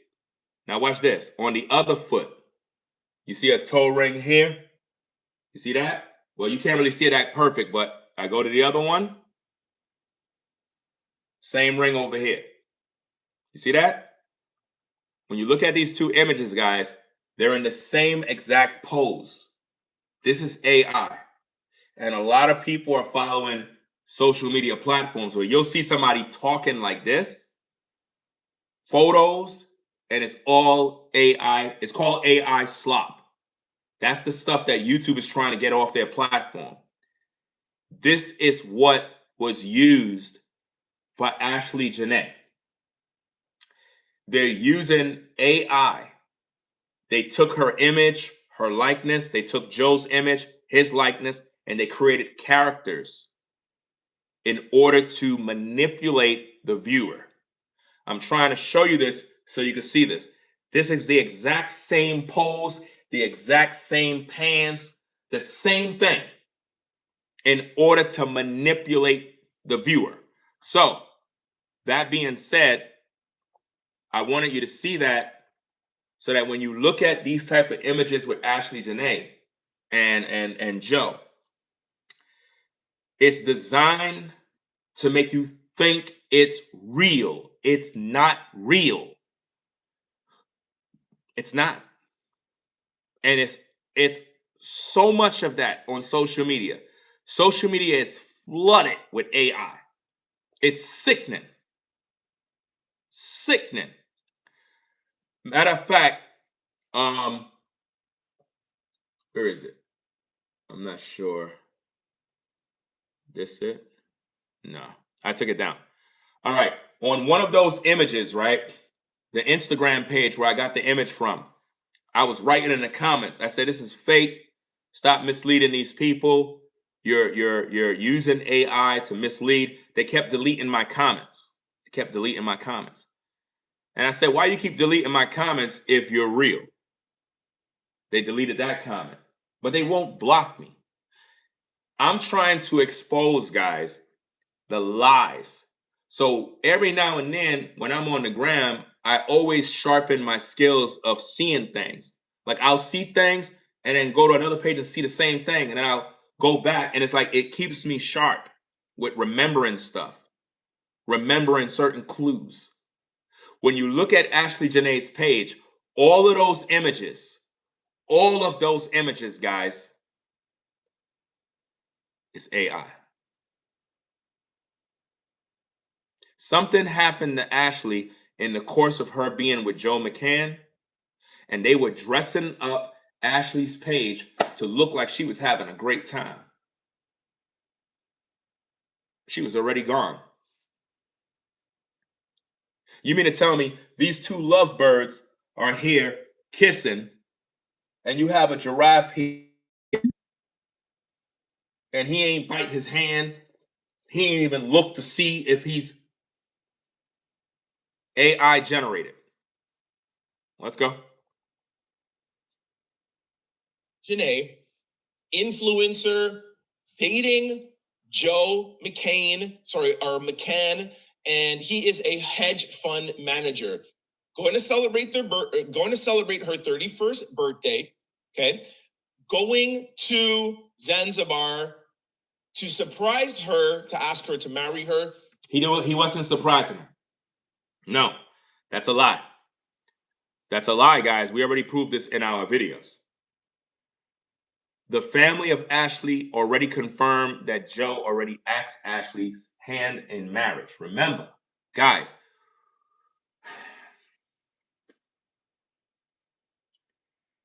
people have to really pay attention, man. Go back to Joe's love letter. He talked about how Ashlee and him had their own home where they was living. Ashlee was around his kids. Ashlee entertained the guests. Ashlee decorated the home. As far as we're concerned, these two was already married. They had a whole life they were living. Joe did not bring her down there to surprise her. Ashlee's family confirmed that Joe already asked for Ashlee's hand in marriage already in the TMZ interview. In the TMZ interview, that was already asked. So what you saw on her social media was for social media to make it look like the question was popped while out on vacation. That was for social media. Because here's the thing. Somebody's recording these images. Somebody's putting this stuff together. So cameras just float around recording you propose? No, it was planned. Hey, record this. Hey, record that. They wanted you to believe that Joe proposed out there. No, Joe and Ashlee was already living with one another. They were already intimate. Do you understand?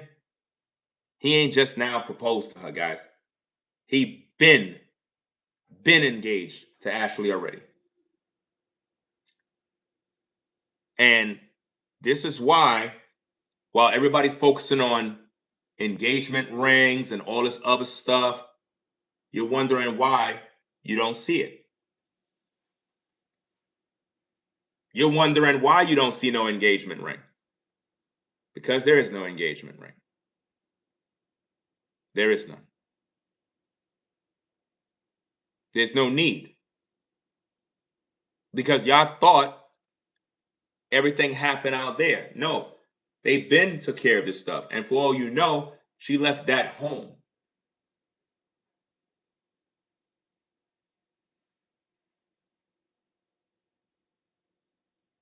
You ready for this one? You ready?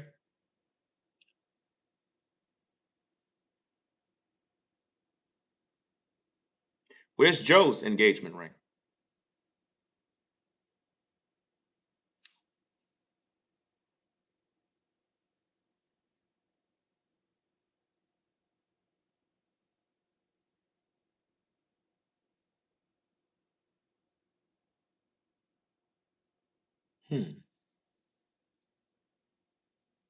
I mean, if you are engaged, Ashlee was the love of your life. Surely you would have yours. So where is it?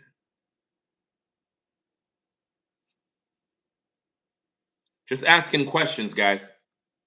I'm just asking questions. Questions nobody asks. We don't know what happens in between that. We'll get into that with the parents' interview. But it just so happens that they get into some sort of an argument. Let's get into more details of this. What argument? What argument? What argument did they get into? What argument could a man and a woman have that would make a woman want to unalive herself? No, that's a lie. That's a lie. Guys, I'm 48 years young. 48.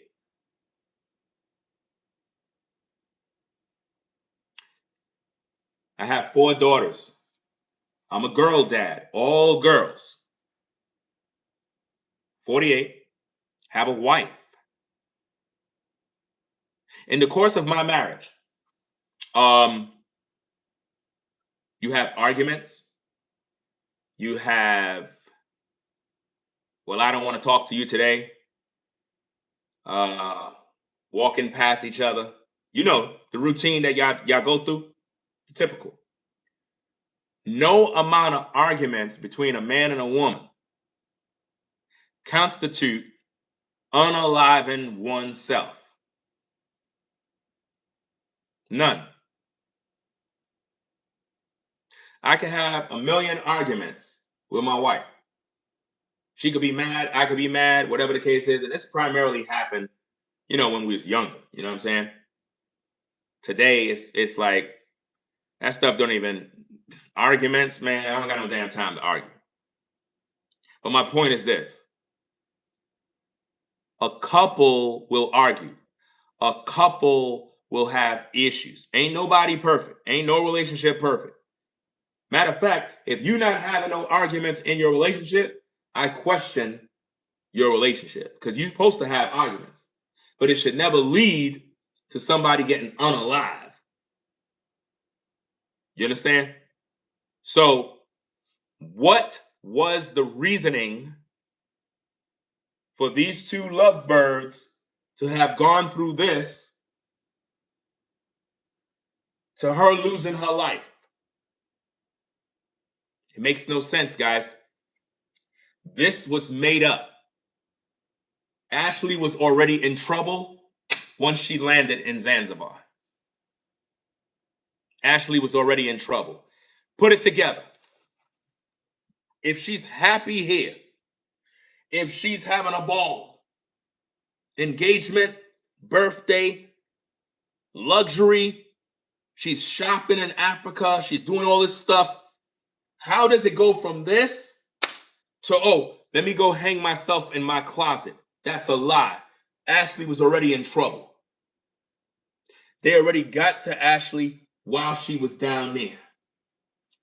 And that man, no. I've been married forever. Me and my wife knew each other since we were teenagers. I met her when I was 15. 15. I'm 48 now. So don't tell me nothing. I know what a relationship is like. I know what marriage is like. I am more than qualified to talk about this. This woman did not unalive herself because some damn argument. That man did something to her. That he did something to her.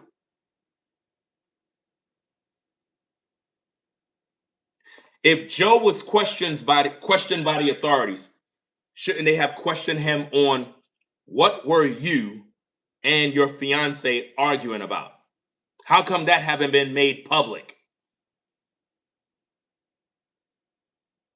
How come that haven't been made public?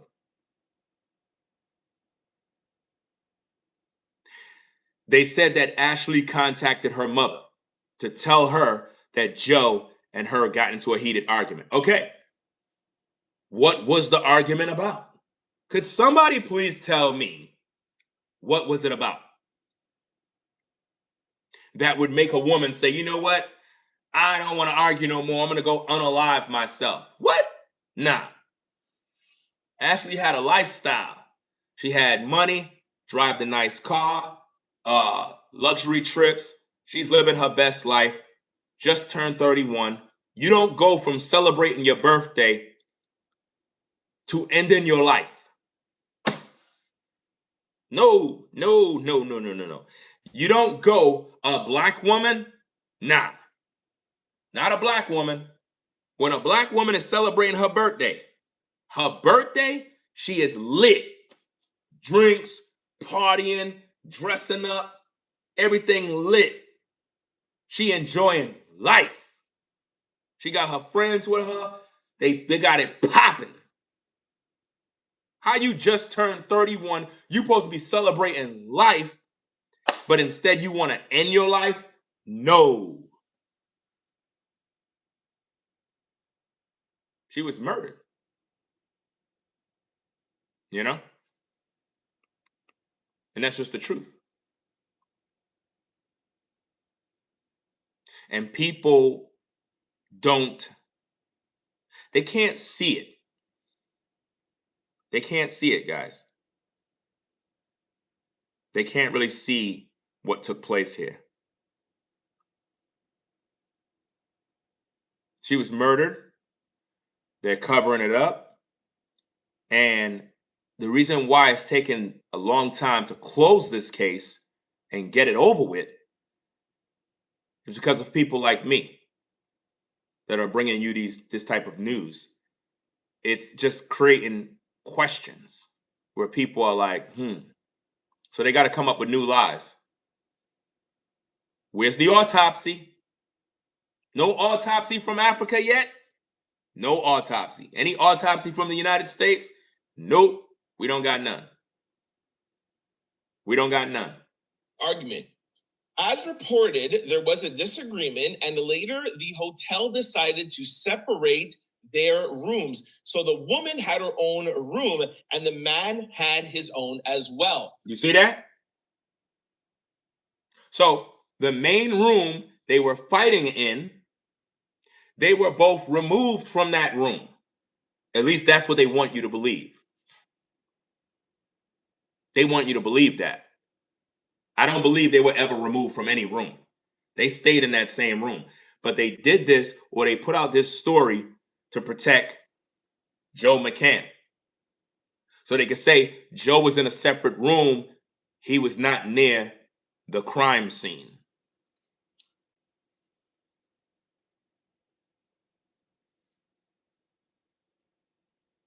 Yeah, birthday and engagement all at the same time, and then you end up dead. Nah. Somebody killed Ashlee, y'all.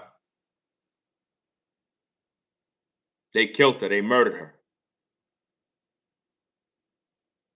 Just like they murdered that young boy. Remember the boy that they wrapped up in the gym mats at school? Remember that black kid that got unalived? They murdered him and wrapped him up, and all you saw was his feet and his shoes. And they told you, oh, well, he probably was trying to reach in there for his shoes, and he got stuck, and he ended up dead. Yeah, with blood? No, they unalived him. We're going to have to revisit those old stories because there's a lot of people that have been unalived, mysterious deaths, and cover-ups. And no one did a thorough investigation on these cases. So it's not just black women that have been unalive. You got black men, young men, teenagers that have been murdered. And they cover up their death and make it look like it was an accident.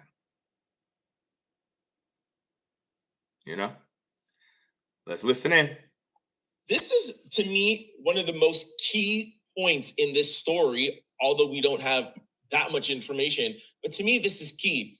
You do not go somewhere with somebody who you've clearly been dating. The relationship has gotten to a point where you are getting married. You're going to get engaged, and you get into an argument so big at a resort that the hotel has to separate y'all. Like y'all are kids. Like you cannot be in the same room.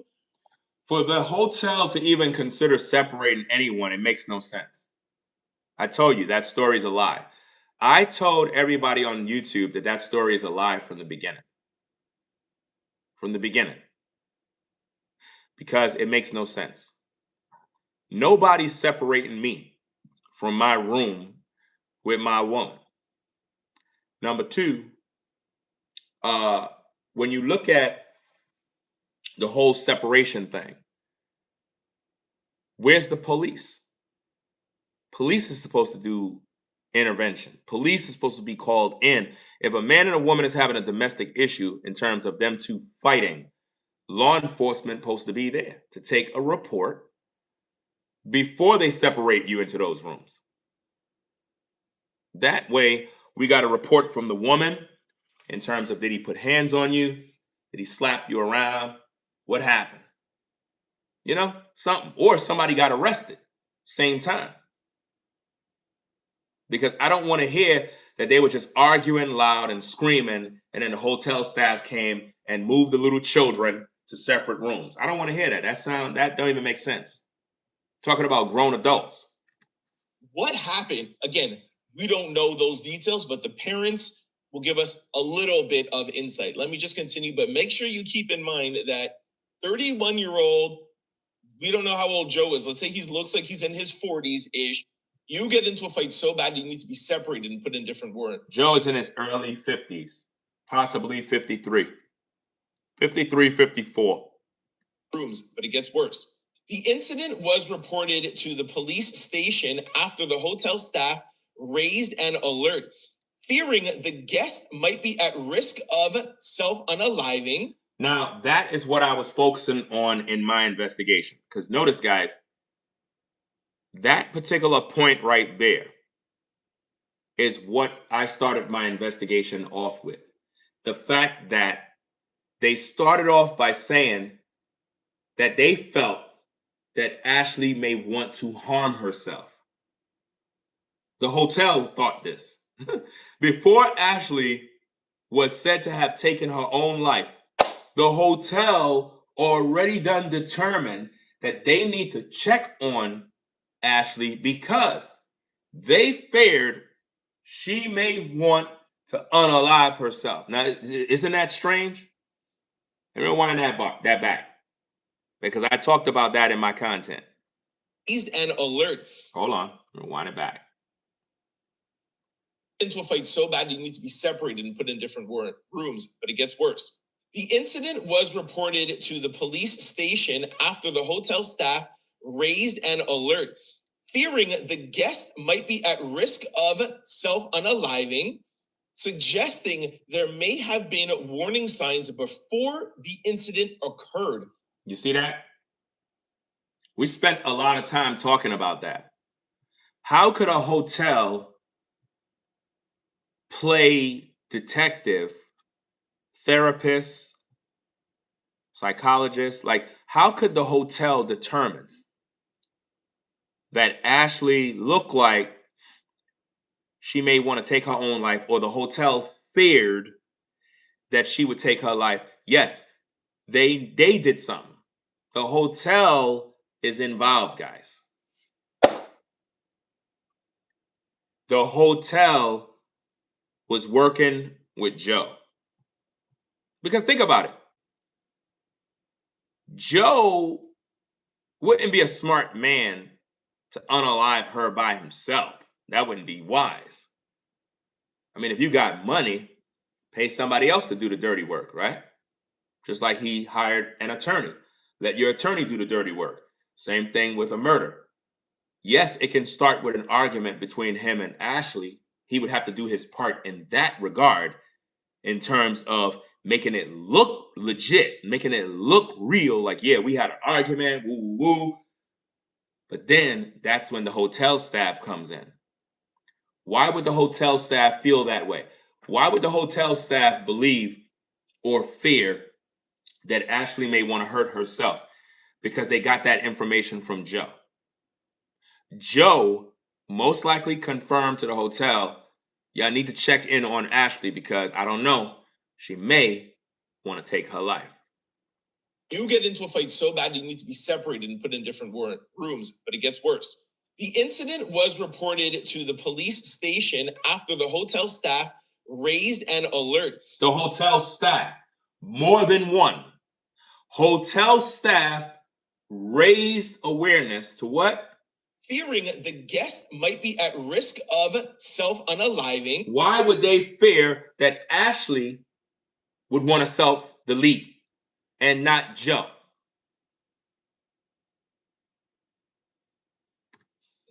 Suggesting there may have been warning signs before the incident occurred. Do you see that? There may have been warning signs. How could the staff determine that? No, Joe was telling the staff how they're going to play this thing off. He was doing that the whole time. Imagine you're a black woman in Africa on your birthday time, celebrating, having a great time, and they're plotting on killing you. And they're literally trying to figure out how they're going to do it because they know when you die, this is going to be publicized in the United States. Again, guys, before Ashlee was murdered, somebody was thinking about how this is going to look, how this is going to play out in the US, what they're going to say on the blogs, the content creators, the news media, TMZ. They had to put this all together in their mind. Like, look, if we do it this way, they're going to say this. They're going to blame Joe. They're going to accuse him. How do I get out of this? How do I set this thing up? We got to make this thing look good. We got to do it. We got to make it look like she did it because I'm a white man. They're going to accuse me. She's a black woman. I got money. Boom, boom, boom. Trust and believe. They thought about this, man. They sat back and they put this thing together nice and sweet. How in the world would the staff know that there were signs? Did she tell a staff member something? No, Joe did. Joe did. Joe may have paid the staff to go, because here's the thing. Why that staff member? Now remember, they said that the staff member went to Ashlee's room to check on her, and Ashlee said, "Could I have a charger?" That was the moment when they were checking on her. Because in their mind, they thought she would want to unalive herself. If that's their thought, if that's their fear, why law enforcement wasn't there? Why law enforcement wasn't there from the start? If she was showing signs of any sort of mental health conditions, if she was acting weird, bizarre things, looking weird, talking about, I'm going to take my life. I can't live without you, Joe. You better not leave me. I'm going to end it all. If she's talking crazy like that, they were supposed to have law enforcement up in there to make sure she didn't do anything. And here's another thing. Why separate her in her own room if you guys know that there's a possibility she may want to take her life? Why would you put her in her own room by herself? Nobody around, if that's what's going on. Does that make sense? If you guys can be so kind, we got 329 people viewing. Let's get these likes to 329. Let's get these likes to 329, guys. If you're enjoying the show. This doesn't make sense. And likes don't cost not $1, guys. It's absolutely free. Wait till we get to her parents' interview. You're going to hear her mom saying that she called her, spoke to her about the fight. You heard that. The mom said that she called her, spoke to her about the fight. So it would be safe to say that Ashlee's mother know what her and Joe was fighting about. Ladies, how many times have your back been against the wall? Whether previously or maybe when you were younger or whatever the case is, and you were dealing with a man, and for some reason, he may have had a heated argument with you, probably put hands on you. First person you called was your mom. You told your mom everything. You told your mom details, exactly what happened, right? Okay. If you told your mom everything that went down, then surely Ashlee had to tell her mom the same, right? She ain't going to leave out not one detail, especially if she feel her life is in danger. If Ashlee felt her life was in danger, Ashlee's going to tell her mom everything. If Ashlee felt safe, then Ashlee would just play it off like, we only had a minor argument, Ma. Nothing really heated like that. We're good. You know, it's not that bad. I'm safe. Everything's good. I'm in my own hotel room. Nah. Ashlee most likely was telling her mom everything. And this is why we need those phone records from the mother's phone. The public is supposed to be bombarding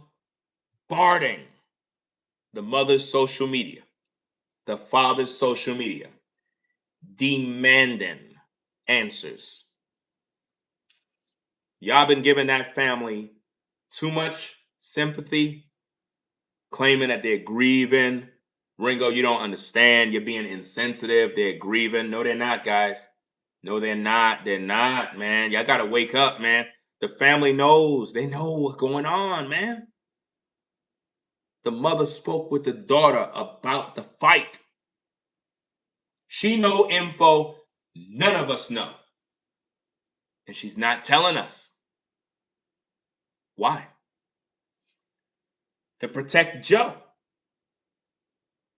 To protect Joe. Because if a mother spoke with her daughter and she know exactly what the argument was about, why would she be on social media crying, talking about, I want answers? The mother would be on social media saying, my daughter, when I spoke to her, she told me about this man. She told me he put his hands on her. She said that she was choking her. She was doing this. He pushed her against the wall. My daughter was scared for her. That would be the mother's account. Don't tell me that a mother wouldn't remember every detail. Y'all women know y'all don't forget nothing. You ladies could remember every man you dated, what he wore, what he smelled like, what kind of shoes he was wearing. Did he treat you good, treat you bad? You can remember every detail. Women don't forget nothing. Guys, women don't forget nothing. When I tell you they're a walking encyclopedia, they remember everything, every detail. You go ask your old lady, what was I doing when we first met? She'll tell you. You walked in, you put your hand like this, you looked at me, you waved your hand like that 3 times, and then you came to the side. You was wearing cool water cologne. You had on Timberlands or polo boots or whatever. They will tell you every detail. Everything. That's what women do. They don't forget. So Ashlee's mother knows everything. She knows. She's making it seem like she needs answers. She already got the clues and the answers from Ashlee on that phone call. Which brings us another point. Did Ashlee's mother called? Because it is said that Ashlee was video chatting with the mother. She was video chatting. So why haven't Ashlee's mother come to the public and tell us exactly what Joe and her daughter was fighting over? Why? What's with the secrecy? Never said anything about trying to self-unalive herself. So why would she tell a staff member? What are these signs? I feel like this was a story set up, paid off, and implanted by Joe. But let me not get ahead of myself. Ashlee was still alive. I agree. It was a story that was put together, planted, because it don't make sense. They want this story to stick that Ashlee was something sidle. Y'all know what I mean. Can't say that word on YouTube. That's crazy, right? You can't even say that word on YouTube. The AI, once they hear that word, you get in trouble. Let's go. When the report was made to the police, she was rescued and taken to the hospital. However, she passed away the following day, Friday, April the 10th. Authorities confirm that Ashlee's body is still in Tanzania, awaiting further medical examination, which is standard procedures to determine the exact cause of her passing before arrangements are going to be made to transport her body back to the U.S. But see, this is the problem. Because if Ashlee was being set up to unalive to murder. Standard procedure is that autopsy. That's where they get you. They said she was taken to 2 hospitals. When they did that autopsy, that was them getting legal access to the organs.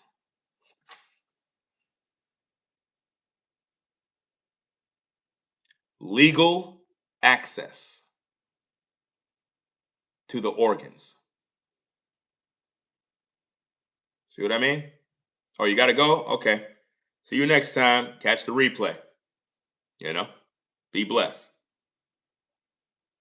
When they did that autopsy, that was the goal.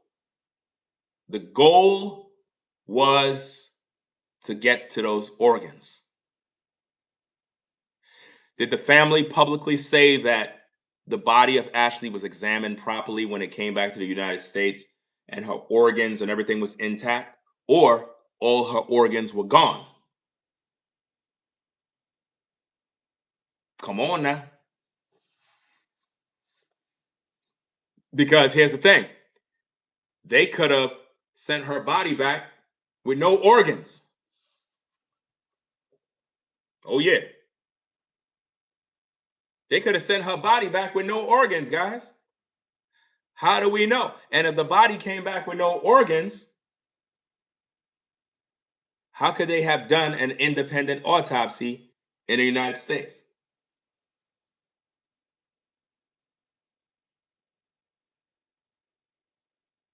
Come on. Let's get back to it.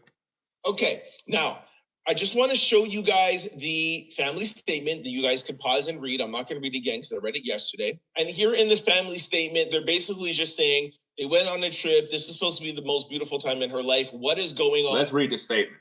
So the statement goes on. Ashlee Robinson was on what should have been one of the happiest trips of her life, a birthday celebration in Zanzibar, Africa. Ashlee's birthday was April 5th. She just turned 31. Surrounded by beauty, love, and wildlife, she became engaged during a safari, an unforgettable moment that marked the start of a future she was so excited to build. She and her fiancé, Joe McCann, were staying in a luxury villa at the Zuri Zanzibar, continuing what we believed was her dream trip. But just days later, that dream turned into our family's worst nightmare. Ashlee was found unconscious. You see that word? Ashlee was found unconscious in her villa. Unconscious, not hanged, like they said. Unconscious in her villa, and was rushed to a local hospital where her death was confirmed hours later. You see that? Nothing about this loss feels real. One moment she was celebrating love and life in truly Ashlee fashion, and the next she was gone. The suddenness, the unanswered questions, and the distance from home have made this tragedy even more overwhelming for our family. At this time, there is an active investigation into the circumstances surrounding Ashlee's suspicious passing. Although we have many questions, we are placing our trust in the officials in Zanzibar and are working closely with them as we seek clarity and answers. You see that? They said they put their trust in Zanzibar. Ashlee was deeply loved. She was vibrant, full of life, and had so much ahead of her. Our family is completely devastated, and we appreciate the prayers and compassion we have received as we navigate this unimaginable loss. We respectfully ask that any information not directly provided by our family be treated as unverified and not considered factual at this time. So now, the family just said, we respectfully ask that any information not directly provided by our family to be treated as unverified and not considered factual at this time. Sounds to me like a cover up directly from the family. Because what they're basically saying is, don't listen to nobody, just listen to us. But as we can see as of today, the family ain't telling us nothing in regards to this case. They're quiet like a mouse. And we know there has been a lot of misinformation that's been put out, a lot of lies, a lot of gossip. I get that part in terms of don't listen to the gossip and the lies. But they're basically saying that we respectfully ask that any information not directly provided by our family be treated as unverified and not considered factual at this time. But the family have not provided us with nothing.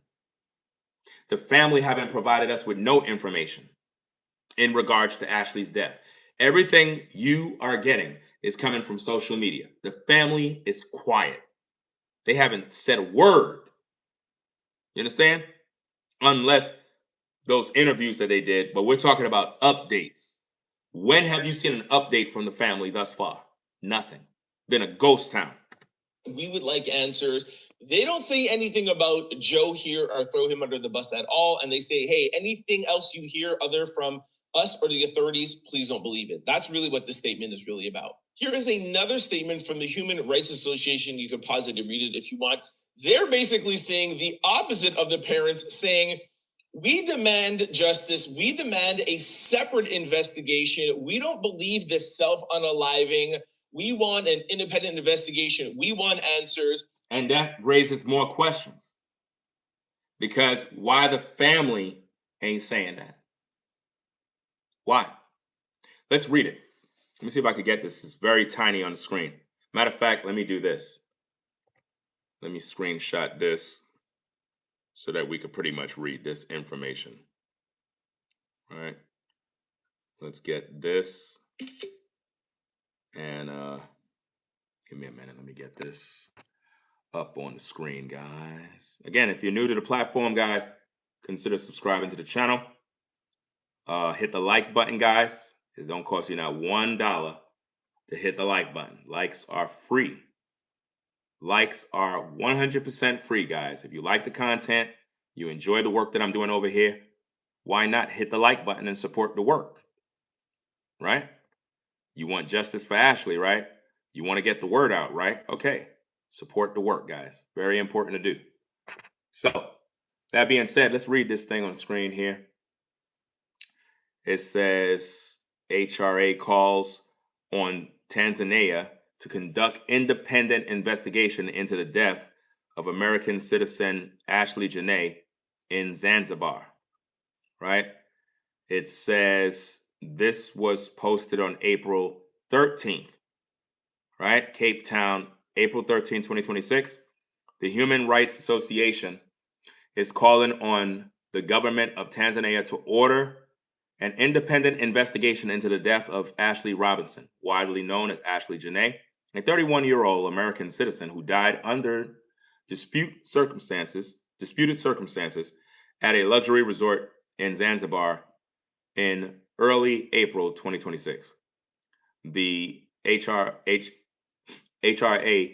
chaired by Saad Kassis Mohammed, is simultaneously urging the United States Department to engage directly with Tanzania authorities to ensure that the interests and rights of Ms. Robinson's family are fully represented in the investigative process. This is why I told you guys that the FBI, the United States, should have been involved and applying pressure to make sure everything get done in decency and order. In other words, someone from the United States should have been over there in Zanzibar to oversee the process to make sure that it's done appropriately, respectfully to the deceased, and make sure that nothing is tampered with or compromise that would compromise the investigation in terms of organs being removed,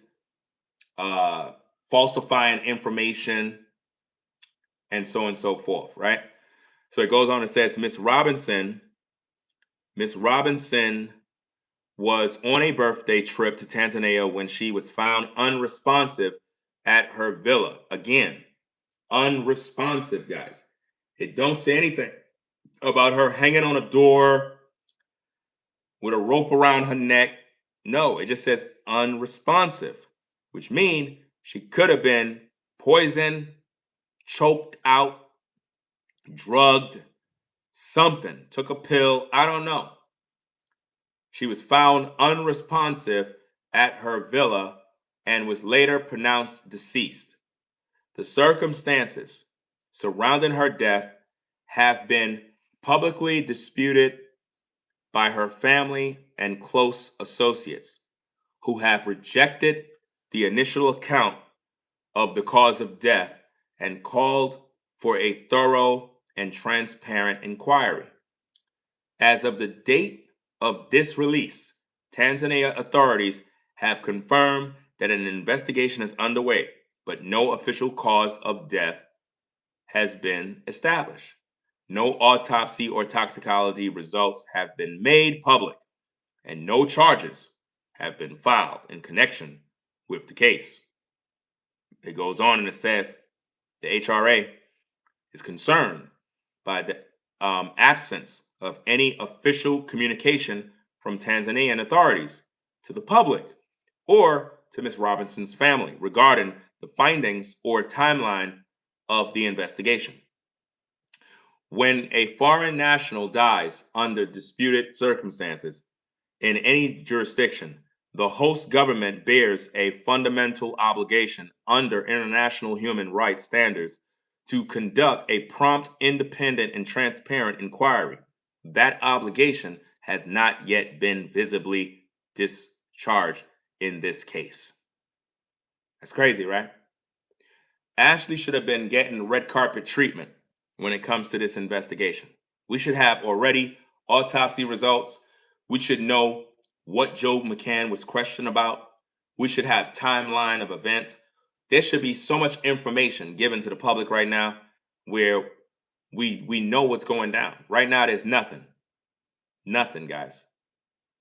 So it says Ashlee Jenae's family deserves answers, and they deserve them through a process that is independent, transparent, and free from any appearance of inadequacy. The silence of the authorities in the days since her death is not acceptable. Where the cause of death is disputed by the family of the deceased, the duty is to investigate thoroughly, is not optional. It is an obligation under international law. You understand? So that was pretty much that. I like to make sure that everything is read carefully so that we understand. We're not on that stuff about, oh, read it in your own times. A content creator is supposed to read and break it down and make it make sense for you, the viewer. So now that you see that, again, why the family of Ashlee Jenae haven't come out publicly and told everyone that they believe that Joe McCann may have possibly ended the life of their daughter. Why? Why they haven't done that yet? Why haven't they even said, we don't believe him? We think he had something to do with it. Why the family is not saying this? It's strange that a family is not even accusing him at all. They just saying they just want answers. What answers? Do you believe Joe McCann killed your daughter? Yes or no? Simple answer. Like, what's the holdup with this? It doesn't make sense. And this is why I believe the family was allegedly paid to stay quiet, cooperate, and just let this thing go. You can pause it and read it if you want. They're basically saying the opposite of the parents, saying, we demand justice. We demand a separate investigation. We don't believe this self-unaliving. We want an independent investigation. We want answers. It is the right of our tourists, our visitors, anybody that comes to this country deserves a proper investigation and deserves answers. This was the association that started the push to investigate further. And just before we go to the parents' interview, I just want to give you guys a quick insight from one of Ashlee's friends. The sudden unaliving of influencer Ashlee Jenae in Tanzania, ruled a self-unaliving by her fiance, Joe McCann, is being fiercely disputed by her friends and PR executive, Savannah Britt, who accused Joe of... Again, he's calling Savannah her friend, but in more updated videos, Trent said that wasn't her friend. So which one is it? Everybody's saying they're Ashlee's friend. I tell you, Ashlee don't have no friends. All these people claiming they're Ashlee's friends, they're all liars. Foul play.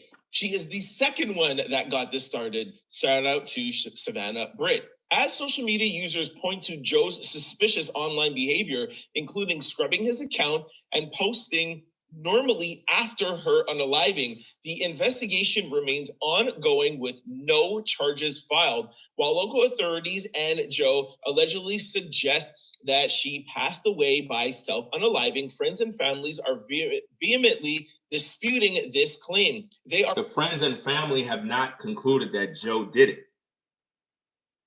That's the problem. The friends that claim they're Ashlee's friends, I don't believe them.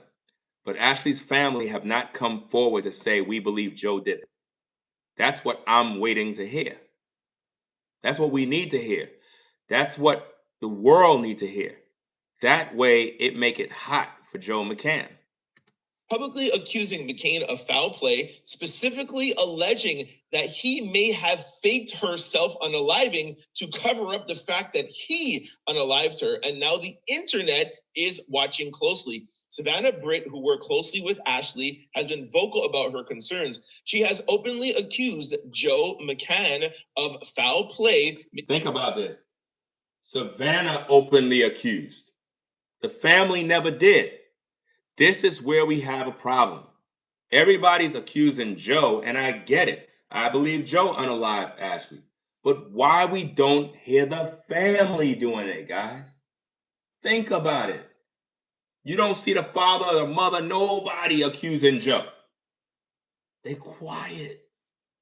It clear that the story being told doesn't align with the Ashlee that she knew. All right, now hopefully you guys are caught up. Let's go to this shocking interview from her parents. There are a few things I want you guys to take note of when you are watching this interview. One, April the 8th, the day before this happened, she called her parents and said that her and Joe, Ashlee called her parents and said that her and Joe got into an argument and were moved to separate rooms. Moved to separate rooms. You heard that?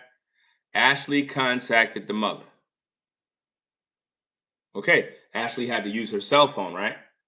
The mother had to use her cell phone, right? So there was a conversation, information was exchanged. The mother know exactly why Joe and Ashlee was fighting. We can conclude, guys. Factual. Ashlee's mother know. Notice, Ashlee did not contact her father.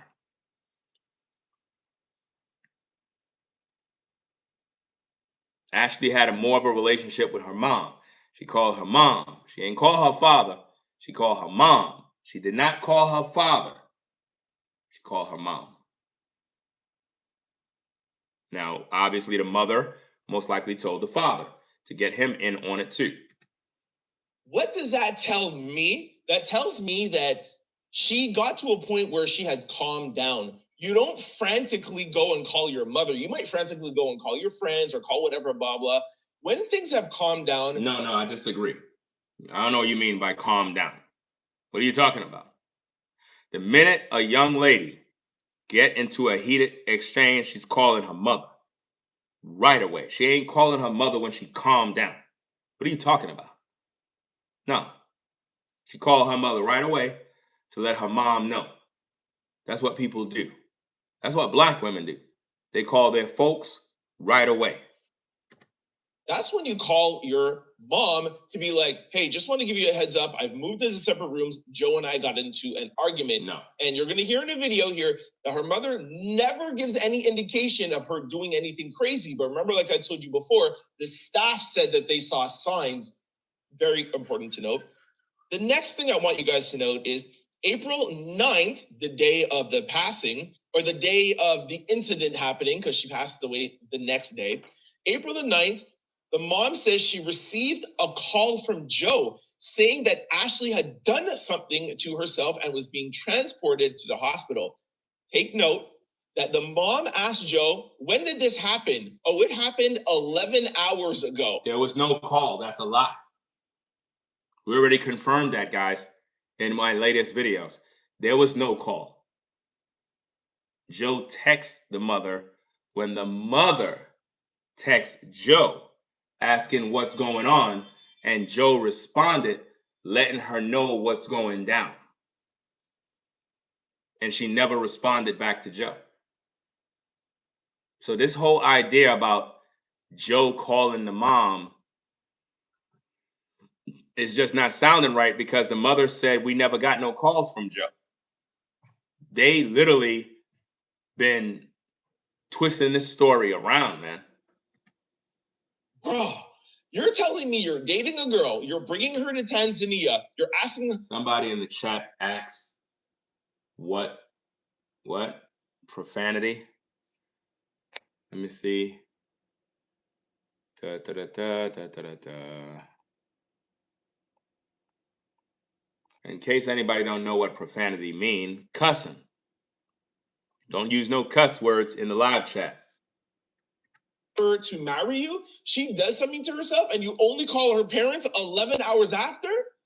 I would be mad if you called me 11 minutes after you found out. You got to call the parents right away. Or unless you need 11 hours to talk with the staff, pay off police officers, and do a cover-up, and then call the parents. No, you're not giving the right information. If Ashlee was taken to a hospital, right? In other words, after the situation happened, see, again, if we don't have the phone records of the mother, the phone records of Joe, if we don't have this vital information, we're going to put the story together in a way that may not be as accurate as you think. Because it's like, okay, if they found Ashlee's body and she's taken to the hospital, y'all know how it is when you go to the hospital. You be there for hours. Some of y'all be in the hospital 2-3 hours, 4 hours, man. Especially, you know, like in New York, you'll be waiting there forever. Hospital crowded, you there waiting and waiting and waiting. You be there for days, man. You know, so they had to treat her, try to keep her alive, checking on her, and then she died. So it been hours. You see what I mean? So we don't know what was the holdup of why communication wasn't done. But what we do know is that Joe initially contacted mother and said, she's good. We're taking her to the hospital. That was the text message, y'all. Remember, the mother is the one who contacted Joe first. The news was all over the place. The family got a hold of it. The mother contacted Joe. Joe responded to her message based on the TMZ report that dropped. And the parents of Ashlee never responded back to Joe. Because why? They did not like what he said. Because Joe said, Ashlee's good. We're taking her to the hospital. Woo, woo, woo. Once they took her to the hospital, 11 hours went by. Do you get it? I'm trying to put this thing together logically. Once everything transpired, the mother already got a hold of the news. She got the hold of the news and basically reached out to Joe. What happened? Why do we know this? Because the hotel contacted the mother. Go back to all the videos. Go back to all the stories that I put out, guys. The hotel contacted the mother. They're the ones who told the mother what happened. Mother contacted Joe. What's going on? Joe responded back to the mother promptly and gave her the information. She's good. We're taking her to the hospital, so and so and so. After that, the mother never even responded back to Joe because what happened the next day, Ashlee ended up dead. And I think she died on the 10th, not the 9th. Everything went down on the 8th. On the 9th is when they discovered her. On the 10th, that is when she was dead, based on the reports. Because they keep saying the 9th, and then some reports say the 10th. I'm going with the 10th, more likely. Another thing to keep note. You'll also hear in the video, hours later, the resort called to say that Ashlee had passed away, not Joe, not the husband. At some point, Joe went back to the room with security, and that's how he found her. You'll hear the parents say that. I think it was the mom, I think it was the dad who says that.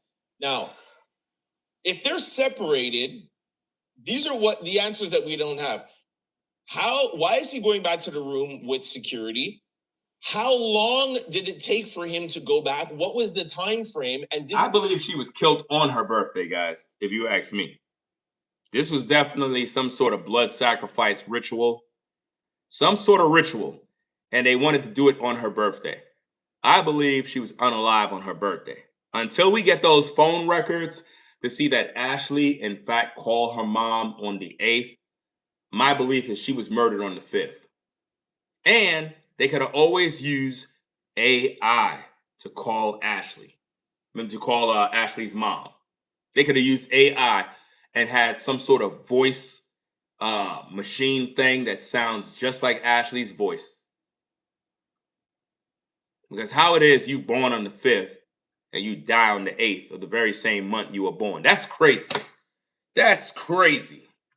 Go back before without security. Another thing to take note, they also are going to say that she was taken to a second hospital.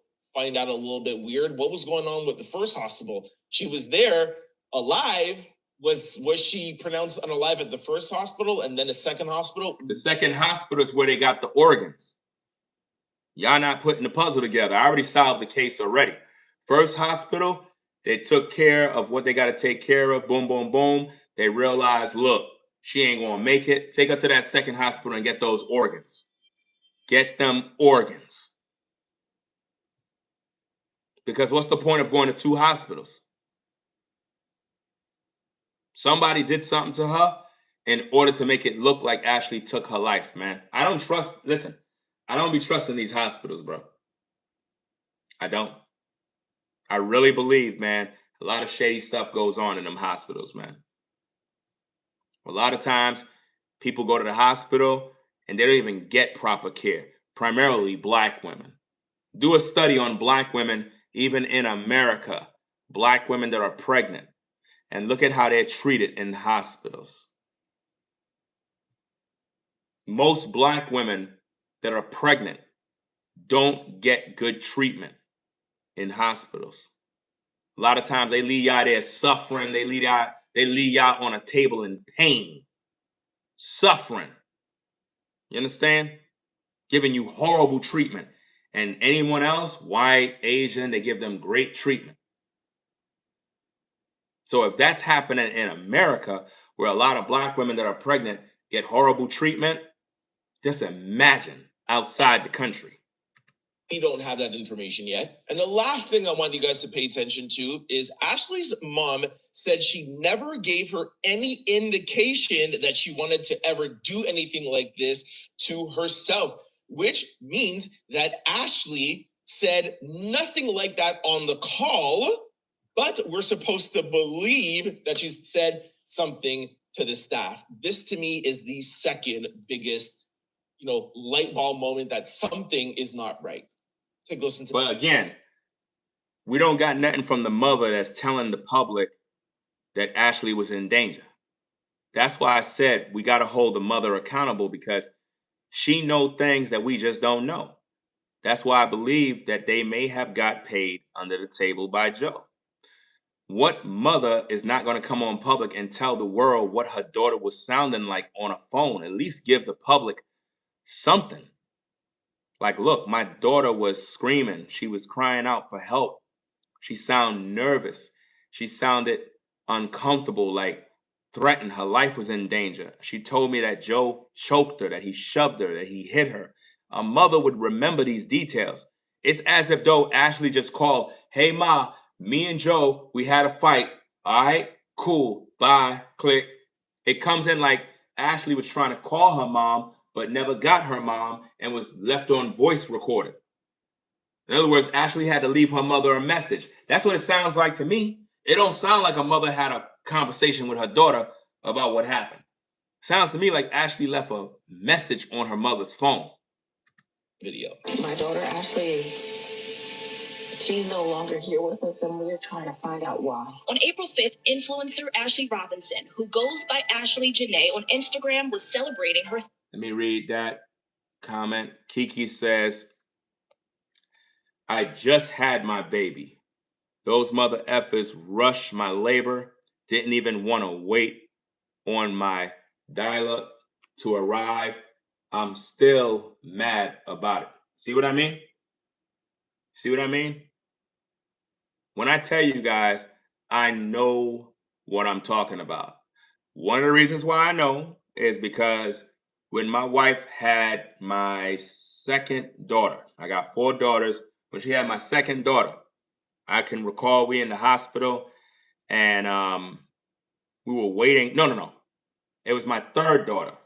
Yeah, my third daughter, right? It was a hot day and she in the room, got all of the labor pains and all that stuff. And at that point, like she never took no epidural type stuff because I told her not to take that stuff. With our first daughter, she did. And we did a lot of research about that stuff and realized it's dangerous for a woman. Give you that injection in your lower back, you know, you could get in trouble. You know what I mean? It's not good if you're trying to give birth naturally because it's sort of like you're numb and you're pushing and pushing and you don't even know if the baby is there. So for all the other girls, no epidural, no nothing. Whatever pain she got, she got. But it's like they left her in the room suffering. So I'm cussing everybody out in the hospital. I'm flipping. I'm in there going crazy. Cussing out doctors, flipping. You mother effing this and that. You leaving my wife in here, I'm flipping on everybody. They like, calm down. I'm like, F you. I'm flipping on everybody in there, bro. And then finally, they end up getting her original doctor came and saved the day because they didn't want to tend to her. She there literally suffering in pain. And they just walking by talking about, oh, it's going to be okay. Just calm down. I'm like, listen, when I tell you cussing real loud, everybody was nervous. Everybody. Because they leave these women there suffering, fam. So imagine a woman that don't have a husband or the father is not there and she's in the hospital by herself. They'll just leave her there to die. You see what I mean? So what Kiki said, that's real. It is real. They treat black women like garbage in these hospitals. They really do.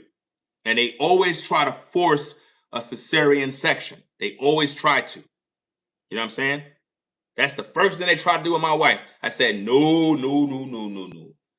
You're going to push that baby out. You're going to do that. And lo and behold, did what she got to do. But they rush to do C-sections. Why? They get paid more money. I don't know if you ladies know that, but the hospital get paid more money when they do a C-section. 31st birthday in Zanzibar, Tanzania.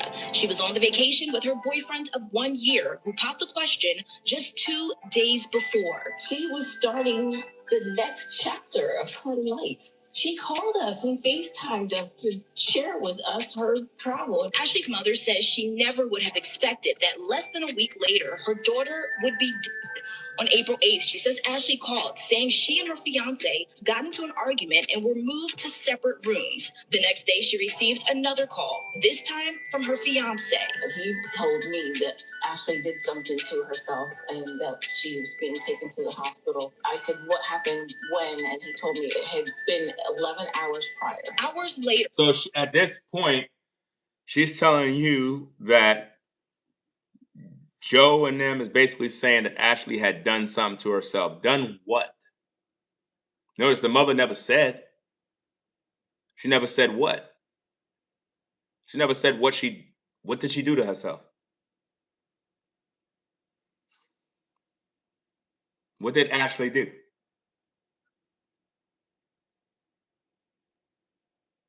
It's something about these cases, guys, that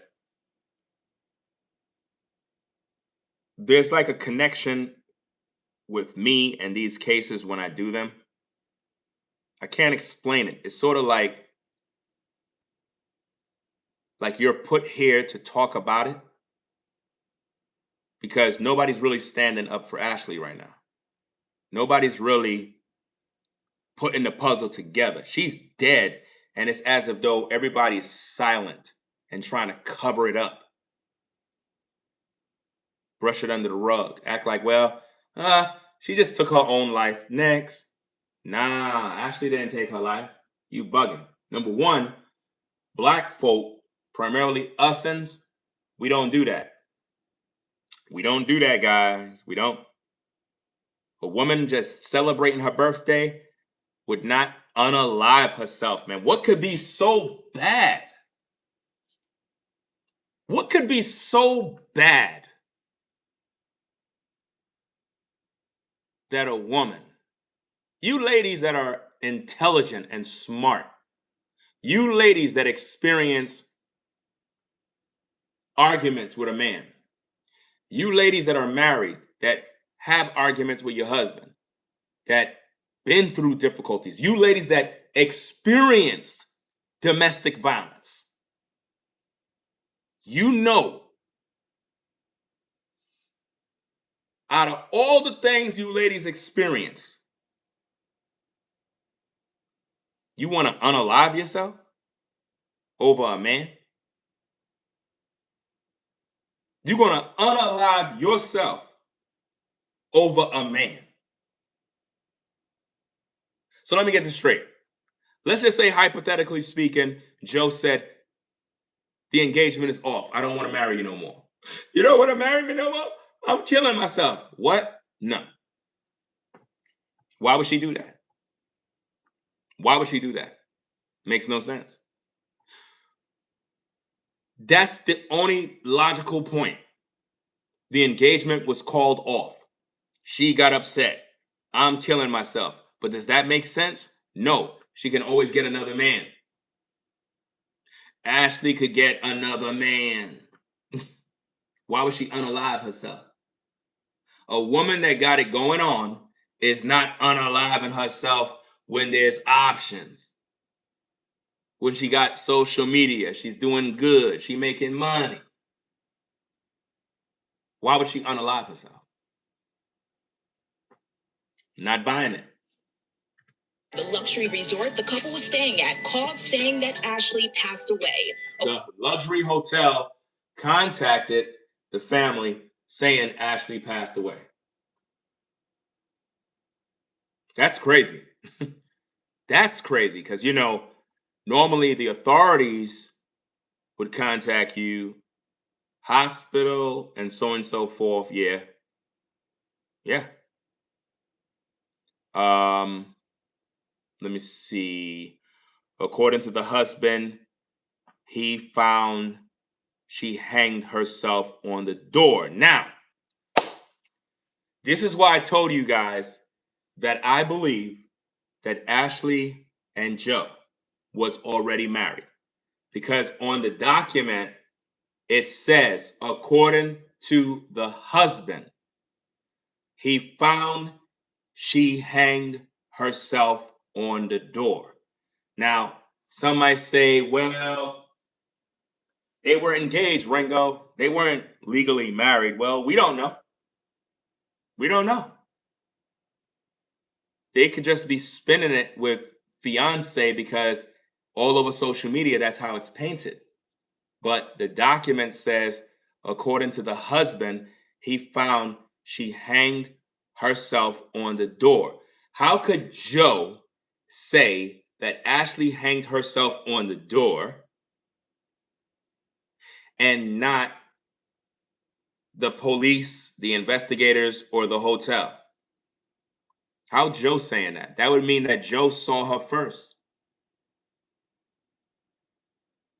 It says there is an what is that? An unidentified mark around the neck.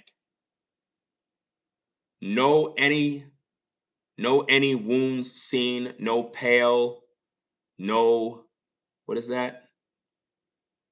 I can't even see that word on the screen. Yeah.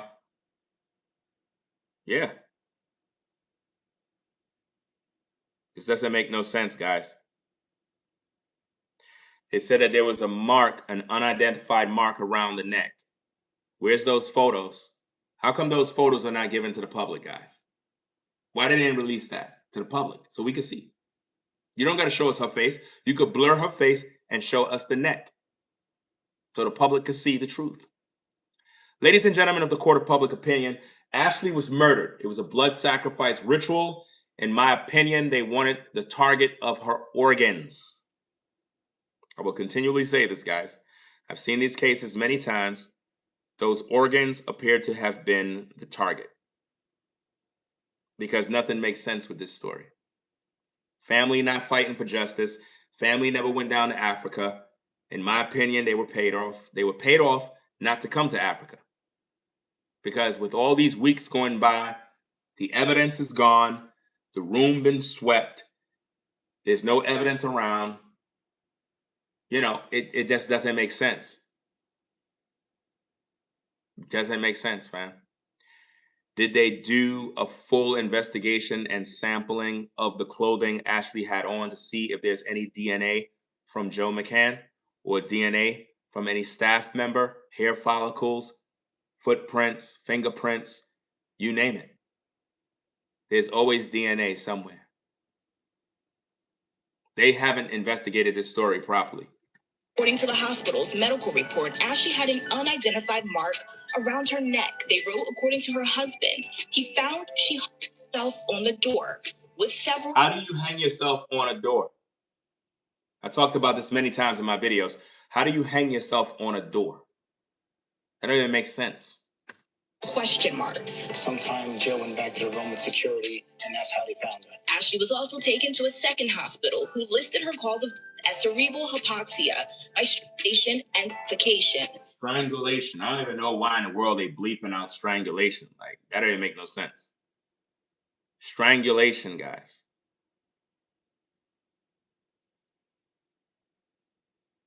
It's crazy, man. Absolutely crazy. Never done anything that would ever lead me to believe that she would do something herself. First of all, the mother says she talked with Ashlee on the phone. So why the mother is not talking about that? My daughter showed no signs of wanting to take her life. I was on the phone with her. Why we don't hear the mother talking like that, guys? Let's just be honest and real. If the mother just spoke with Ashlee the day before she's dead, how come the mother's like, I just spoke to my daughter? There was no way. There's no way, ladies and gentlemen. We were talking. She was absolutely cool. She was calm as ever. She was telling me about, oh yeah, they had an argument about this, about that. She said she's going to gather her things. She's coming back to the United States. She's done with Joe. They separated, whatever. She was perfectly happy. She never made no indications that she's trying to take her life, guys. I even told her to come stay by me. This and that. That's a mother-daughter conversation. We don't even hear it. We don't hear nothing from the mom. The mom sounds like she's acting on the news, man. Also tried to directly contact Ashlee's fiance, the resort, and the embassy, but we did not hear back. All right, I have another video for you that you're going to hear the interviewer ask, do you believe that Joe... All of that rumor stuff, we don't talk about that type of garbage. I get what you're saying. I appreciate your comment. Let me read your comment just to be on the safe side. Being that there are rumors that Joe was in some kind of alleged financial trouble, maybe he was paid for her organs. I don't want to go with the whole financial trouble thing. The reason with that is it's rumors. You know what I'm saying? I don't want to focus on that. I want to focus on what makes sense. Because if he's in financial troubles and stuff like that, they said that right now he has about 45 million. So that's not what I call financial troubles. You know what I mean? What I'm looking at is more or less how organs are valuable. Organs can cost millions of dollars depending on who's the purchaser and how desperate they are for these organs. Sometimes people are in life-threatening situations and they need a donor immediately. And Ashlee may have fit the description of the right blood type, the right organs. Everything is perfect match.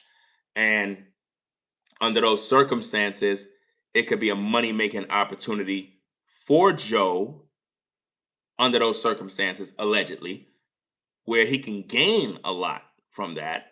That's one scenario. Then if you think about each organ in her body and how it could go to this person, that person, that's a lot of money that could be made. Because from when she passed, they went right away to doing this autopsy. The family was nowhere to be notified. Up to now, they haven't been given any results. That autopsy is a red flag. So I get what you're saying about the organ part. That I agree with.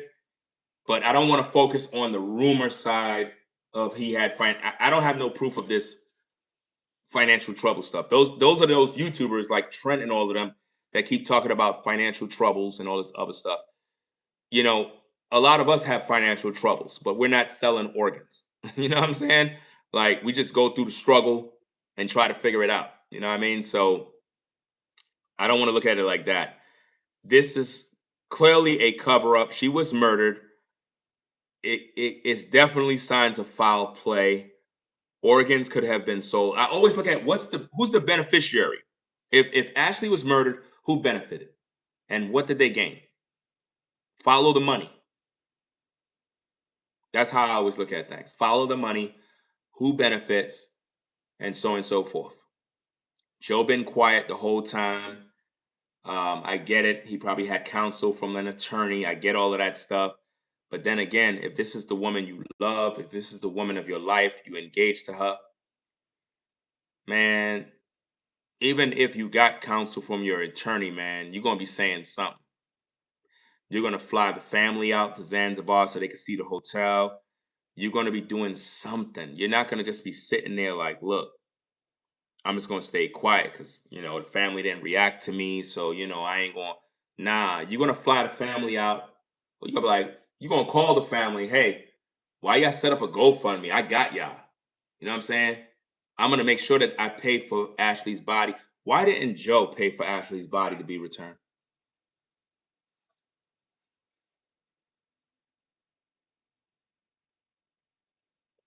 Why Joe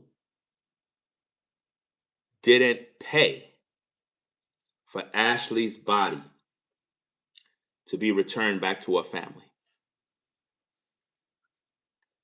If he loved her, and that's the love of his life.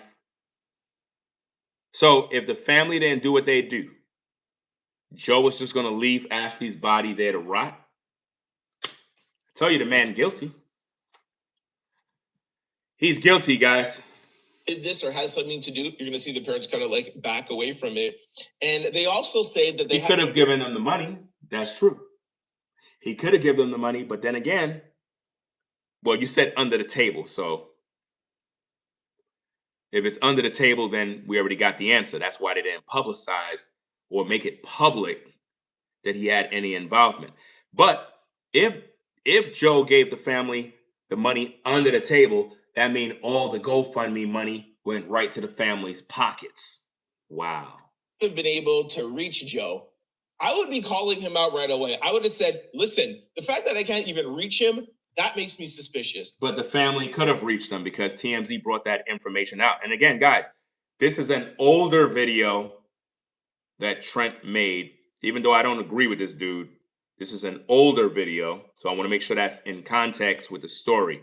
So when I talk about how TMZ have new information, which clearly says that the family have Joe's phone number, when I'm making these corrections throughout the video, at that time, there was no TMZ to confirm these things, just for the record.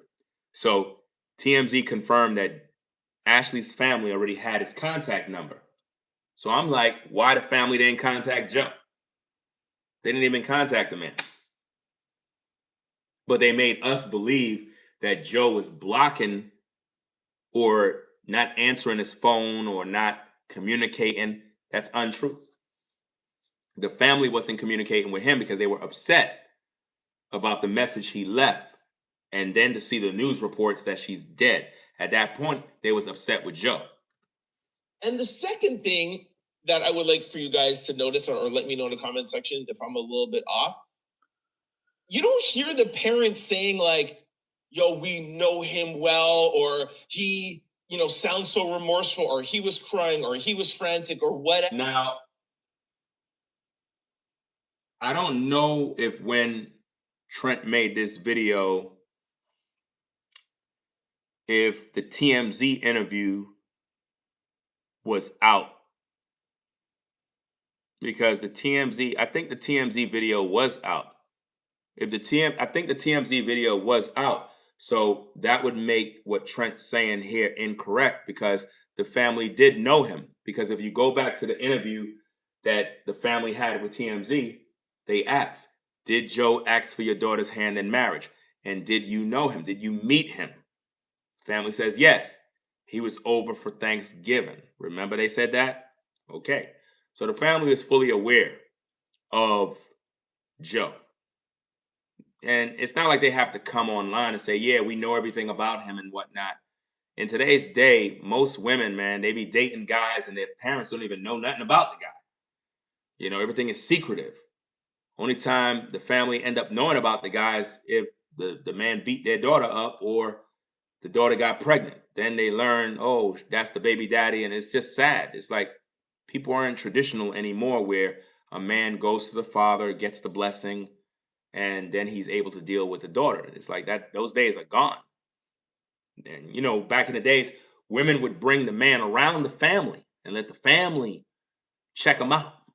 The uncles, the aunts, the brothers, everybody would check out bruh man and look him up and down and be like, so, yo, bro, so where you from, man? You know what I'm saying? Everybody checking him out. You know what I mean? Not on some old mean mugging, trying to bully type stuff, but they want to make sure that this brother is good money to be with, the sister. So people will weigh him up and be like, you good? Where you from? What town you from? What's your family like? What kind of job you do? You been to prison, bro? All right, cool. You play basketball? Let's go out and play basketball. Play some hoops, play some cards, play some pool. They kind of get to know who he is. And that way they can kind of put all the puzzle together at the round table. And then the family will literally let the daughter know, like, look, we don't think he a good fit. We think that man is crazy. We want you to separate and stop dealing with him effective immediately. Why not? He's my boyfriend. I really like him. Well, we don't want you around him. That's how it was back in the day. That's how it was. Matter of fact, back in the days, if your daddy liked your boyfriend, you good money. If your pops smiled every time your boyfriend came over, oh, you know you good. You know you good if your father accepted him. That's when you know you got a man that your father looks at and say, okay, I see some potential in this guy. Definitely. I know if I close my eye, this man gonna be there with my daughter. Take care of her. A father knows. Like there doesn't seem to me like there's any sort of relationship between Joe and the parent, but you're taking my daughter to Zanzibar, Africa? But their daughter's a grown woman. Daughter's not a teenager, right? There's one thing if the daughter is a teenager and she's on a trip, 18, 19-year-olds, boyfriend probably 20, 22, whatever, and they're going to Zanzibar. Then now, the parents might be wanting to involve, like, look, you better make sure everything is safe. But Ashlee was a grown woman. So it's not like they needed permission or this and that. I'm pretty sure the family knew of Joe. They knew of him.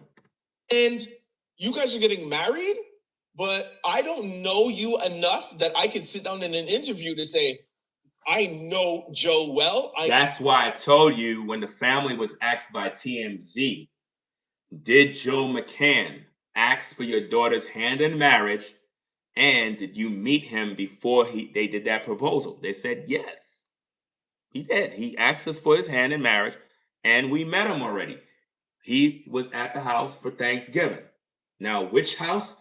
I don't know. I'm thinking more or less the mother's house, not necessarily the father. He has nothing to do with it. Or I know Joe so well, and he is acting different. There's no indication. It's almost like they're talking about a stranger. Take a listen. The fiance did not reach out to us at all. Do you believe that Joe McCann had something to do with your daughter's death? We don't want to have. It's under investigation, and we don't know what went on. It's under investigation, and Do you see what I mean? The news reporter just asked them, do you believe that Joe McCann? They look like they had a gun pointed to them, guys. When I tell you, I don't trust her. I don't trust the mother more than the father. I feel the mother knows more of what happened to Ashlee than the father. Even though I don't trust him, I think he's kind of weak. He's not doing enough as a father. But I believe she knows more. That's why you could look at her face and you could see that if you look at the mother's face, right, compared to the mother looked like she's holding back. Like she knows something, but she's lying, and she's also keeping it from him. Remember, those two are separated. They both went and got married to new people. He married a black woman. She married a white man. So she's not telling this man everything. She's not telling Mr. Robinson everything. There's certain things he don't know. Said, we just want transparency. Just let us know. Understandably, the family really didn't want to talk about Joe McCann, the man who proposed to their daughter. Family wants answers. They don't understand why they haven't been able to reach Joe. You see that? The family is saying to reach Joe. The family was lying the whole time. The family never reached out to Joe after Joe reached out to the mother. The family is lying. TMZ confirmed that they have Joe's number, but never called, which means Joe's attorney pulled up all the transcripts of them phone records. Listen, guys, I truly believe in the coming weeks, probably later on in this month, we're going to see an update from TMZ showing these records that Ashlee's family never contacted Joe. That's going to blow everybody's mind. Because you're going to be like, hold up, they never did? That's crazy. Understand why he wasn't more forthcoming about what exactly happened to their daughter, and it's why they said they're speaking out. Here's another video where they're going to say that they have a limited communication with Joe. Again, that's weird. You're about to marry my daughter, and now that she's not here, we have limited communication. And then you're also here, I think it's the mom that says, she was so happy they were engaged, or they just got engaged. They FaceTimed us. No, it's not in this clip, not FaceTime. She's saying, I don't understand what went wrong. She was so happy. We don't understand what happened, which is, the golden question. How do you go from these videos I've been playing for you? You're engaged, you're so happy, but... Listen, the mother cannot say she don't know what happened because the mother got the phone call from Ashlee that her and Joe was fighting. How could the mother not know? Come on, guys, man, let's stop. How could the mother say she don't know why and how if your daughter contacted you about her fight with Joe? She had to tell you what went down. So you do know why they were fighting. Sudden now you need to be separated, and now all of a sudden you want to, I don't know, unalive yourself because what? The thing that we knew was that she was supposed to be happy and she was engaged. She celebrated her birthday thereafter, and then she's just gone. We're confused about how that could change so drastically. What can you tell us in terms of how you found out, and have you spoken to her fiance? I was initially contacted by him to let me know that something had occurred and that she was in the hospital, but it was very limited communication. Very limited communication. Why? It was a text message, guys. That is what TMZ was talking about. She's saying, and notice how she's rubbing her chest. She's nervous. She know the truth, man.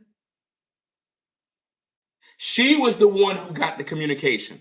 It was a text message from Joe. And the mother never responded back. And not with a lot of detail. I asked him, when it happened and where it happened.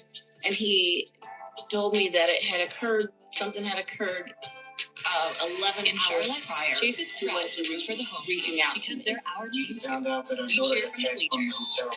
The fiance did not reach out to us at all. We cheer for All right, here's a Jesus. video where her And mom is saying that she And FaceTimed more than her. 25 local Chase What in the branches, world going on 5,000 here? nationwide.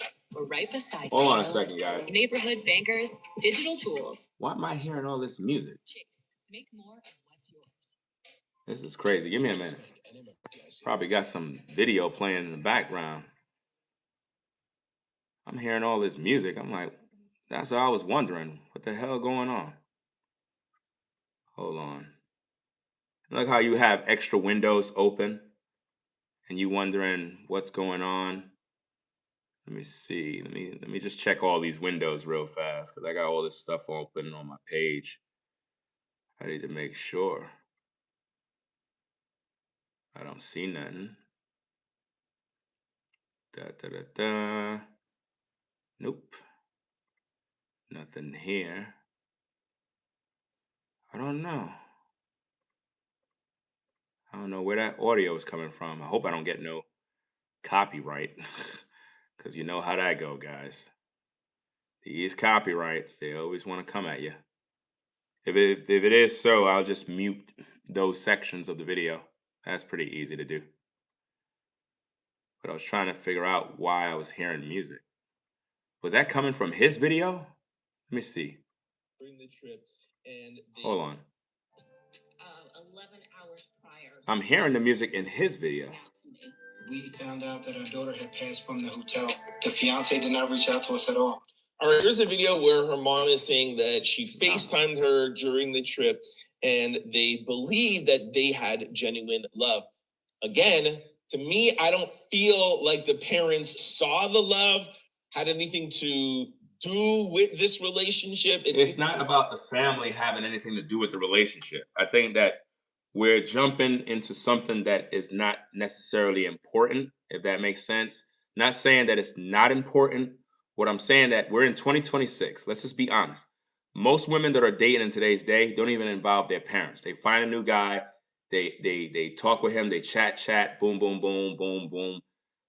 Video chat. Next minute they seeing each other, they're intimate. Their parents don't even know what's going on. Sometimes the parents are already dead. Sometimes they don't even get along with their parents. That nobody in their family knows about nothing. And that's just the way it is in today's day, right? Ashlee was a grown woman. She was doing her own thing. The parents couldn't follow her around like she's a little child. She's making decisions. It is what it is. She's a 31-year-old woman. 31-year-olds do their own thing. You know, it is what it is. If your daughter come and she tell you about her man, then be happy that she told you something. Because in most days, they won't, share all that information. And then again, sometimes in today's day, it's best not to tell nobody your business. You know what I'm saying? So that's why a lot of times women will be dating a man and they don't want their family in their business because people too damn nosy. So it's like they don't want everybody in their business. It's like it was very, very connected, and they can only go off FaceTimes and the things that they've been seeing online, like us. Take a look. She called us and FaceTimed us to share with us her travel. We believe that. You see that? The mother just said she contacted us, FaceTimed us, showing, and who she showed? Not the father, the mother. Everything was with the mother. The mother knows everything, y'all. She's keeping information from the father. Trust and believe that. She knows some things, man. She knows some things. They were in love. We believe that their relationship was genuine. All right, we're going to move to part 2 of this video. We're going to touch quickly on some reports that I have been seeing and reading about Tanzania, Zanzibar, and their history. There is a high rate of SA and DV in that area. And there has been a lot of speculation of government officials and police officers getting paid off to hide these things that are happening to women. So now he's alleging that there have been corruption of people getting unalive and whatever. Give me a minute, guys. Let me go do a quick search of something on this system here so I can see exactly what's going on. Let me just do some quick searching of, okay, let me do this. Where did Ashlee, I already know where already, but I'm trying to set up the question. Let me set this up so I could get some answers. Okay. Zanzibar, Tanzania. Zanzibar Hotel in Zanzibar. Okay. Let me check this out. Let me see this. Let me ask. Besides Ashlee, hold on. Besides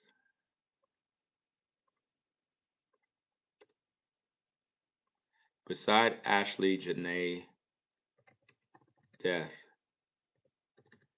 in where is this place? Zori. Wait.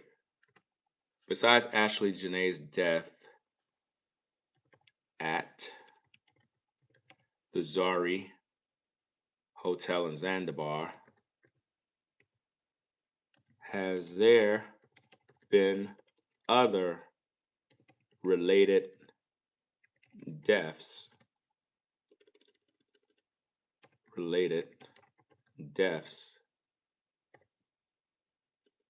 at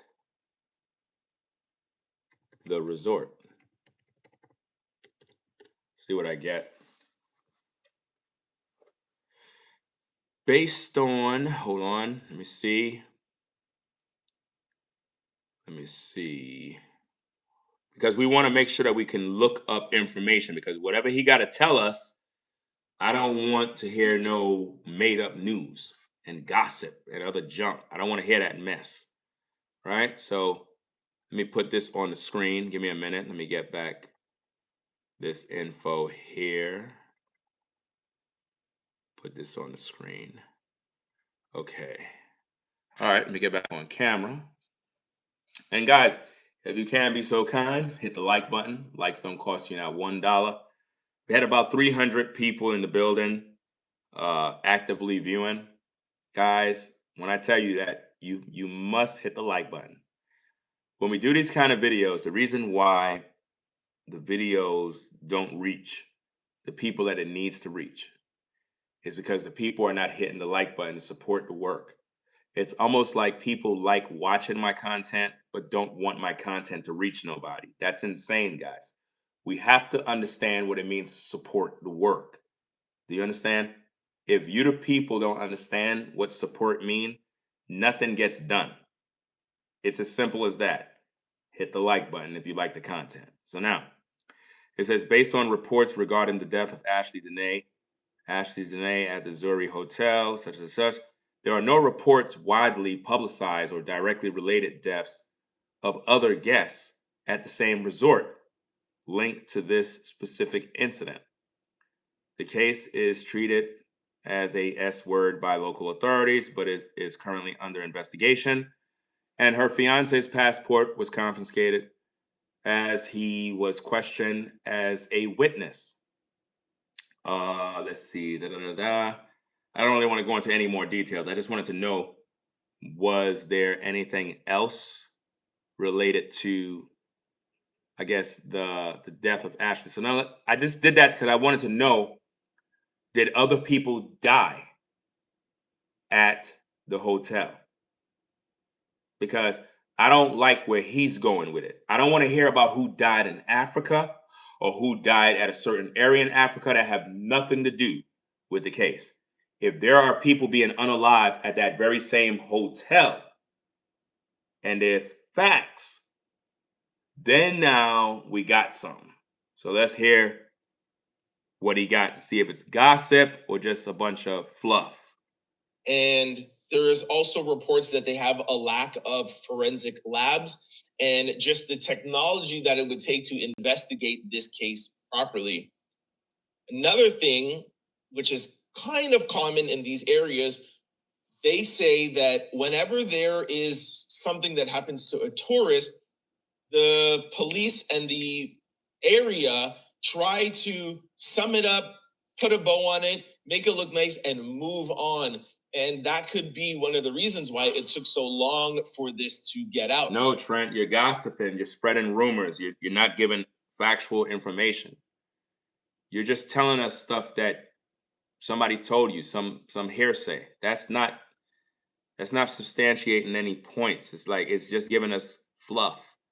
We need to know, have there been any other victims, people that have been unalive, told that they unalived themselves in any sort of way at that hotel? If you don't got that, please don't make up stories. This happened April 10th, right? Now it's the 14th. This is 4 days later. And this is why we're getting this ruling now. And they would like to just put a bow on it. So we are not dealing with an area, a government, or a police that seems like they are on the up and up, especially when it comes to women.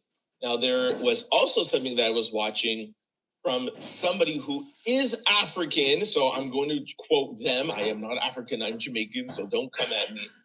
But this person, content creator, who was born in Africa and knows this area, says that they do not feel confident with any sort of government official or police official. You know who he's talking about, right? Y'all know who he's talking about. He's talking about that same woman that flagged my videos. That's right. He's talking about that same woman.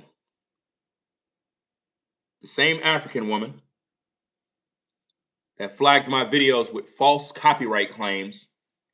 He's talking about her because she's the same one that I made videos about where she was telling the family of Ashlee that they need to take the GoFundMe money and use it to bribe the people in Africa in order to get to the truth, which makes no sense because to bribe someone mean that you're paying them to lie for you, not paying them to get the truth. That don't make no sense, right?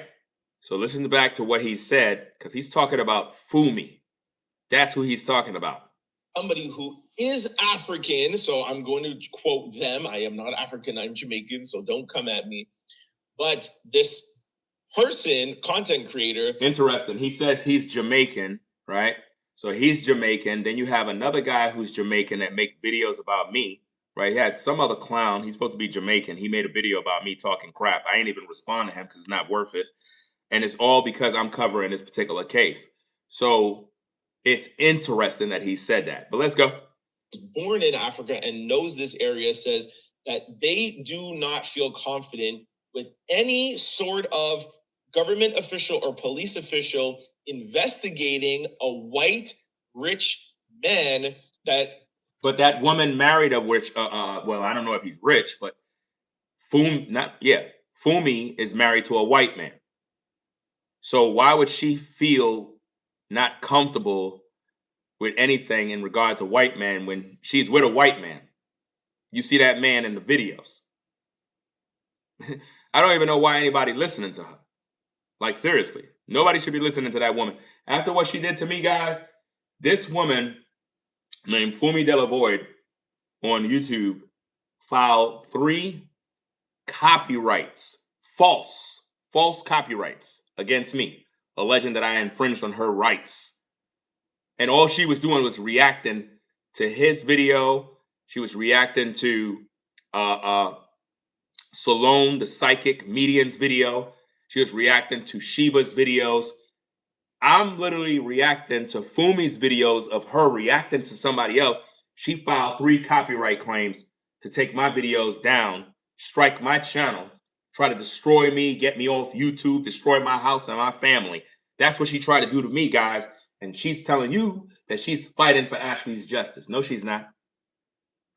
She's fighting for money. And she don't like criticism. In other words, because of the things that I had to say about her in my videos, she was trying to silence me. That's what she's trying to do, guys. Don't follow somebody that do that type of evil. I would never be flagging, reporting YouTubers. That's sick. Why would I want to F up your platform because I don't like what you said? If anything, I'm going to make a video. And hopefully you'll respond like an adult. Flagging people videos just because you don't like what they say is the equivalent to me, murder. That's the equivalent of murder because she did that quietly behind the scenes and y'all didn't know what she did to me. Technically, I shouldn't even be on YouTube right now. She was trying to end my life. Literally. Could be a suspect in doing something to a black woman. He said it's very, very easy to pay those people off and for them to frame something how. Listen, you see what he's doing here? He's telling you what she was saying. I said the same thing. She flagged my videos from me saying the same thing. But she ain't flagged him. Ain't that something? That's crazy, right? Where do you think he got all of that information from? He got it from her. She's the one who said that's how it is in Africa. So he's just repeating what she said. Ain't that something? Up to now, did he tell us about other people in Zanzibar that got unalived at the hotel? He didn't tell us nothing. He didn't tell us nothing about nobody else that got unalived at the hotel. That's why I said, let's not listen to gossip, hearsay, or rumors. We don't want that. We want facts. You know? Shout out to Forever Studios in the building. Also, Caramel, Kim McCann. Salute to everybody in the building, guys. Yeah, it says it speaks volumes about her. Yeah. I just want people to know the truth, guys. A lot of times, viewers don't really care about issues related to YouTubers. But as a viewer, respectfully, even though you may just want to hear about the story and stuff, you need to know about the drama that goes on behind the scenes. A lot of times, YouTubers don't play fair. They want to be the one telling you guys about the story, and they want to eliminate the competition. And the way they do that sometimes is they report their videos, flag them down, in hopes to delete them off YouTube. That's very, very sick. People got livelihoods. People got families. People, this is their career. This is their job. This is their business. And when you go resort to reporting people falsely, trying to sabotage their platform, I question your credibility. I question who you are, who you working for. For all you know, she's working with Joe. For all you know, Fumi's working with Joe. Because Fumi got a white man. Fumi is married to a white man.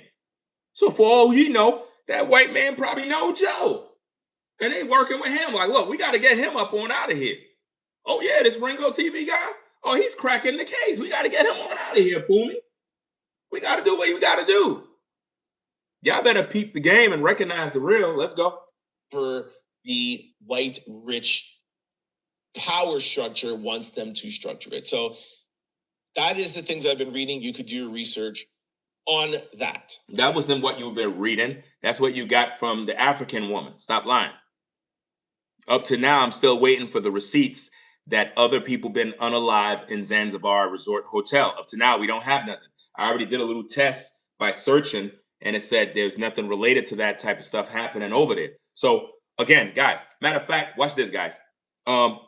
With a show of a 1, how many of you viewers heard from these YouTubers and others saying that some people at the Zanzibar Hotel was saying that the hotel, the resort may end up being threatening to shut down because of this incident? All of that is a lie. They lied to y'all, man. Hotel not shutting down. They lied. They put out fake content to keep you folks viewing. They don't know how to communicate and talk about the story. They was putting out false information that the people from the hotel was contacting YouTubers talking about, yeah, you know, they're threatening to close down the hotels. So, you know, we're just kind of reaching out to you guys to give y'all the intel on what really happened. That's a lie. Total lies. Now let's move over to part 3 of this video. And I saved it for the end because it's not something I really want to talk about, but there's so much conversation online. I have to do my job and at least fill you guys in. Why would you want to talk about it, though? If you're supposed to be pro Ashlee Jenae, right? And I'm talking to Trent, why would you entertain the drama that a lot of black men have been doing on social media in regards to Ashlee Jenae? I didn't do that. I focused primarily on the case. I didn't bring up nothing in regards to what she had to say about black men because I didn't want to turn this into a Ashlee bashing black men and this is why black men are upset and don't care about the fact that she got unalive. I didn't bring up none of that mess. I wanted to keep it 100% focused on the case so I'm not influenced, right, by any of the posts that she previously made. We don't know how long ago she made those posts, how many years ago she made those posts. We don't know. You get what I'm saying? So, or what was the context behind it? All of that type of stuff. But let me look on the screen. You see one says, there's nothing like a man who lets you rest in your feminine energy. Then another post, every day black men wake up and find new ways to embarrass us. I mean, who cares if she said that? What's the problem? What's the problem with her saying every day black men wake up and find new ways to embarrass us? I don't know what the context is behind that. I don't know what the context is behind that, what prompted her to say that, and what was going on for her to say that. There's a reason for her saying that. But that does not mean that she hates black men. You know, it doesn't mean that. Of course, whenever something happens, people go to Twitter, they go to your Instagram because they want to find out more about you.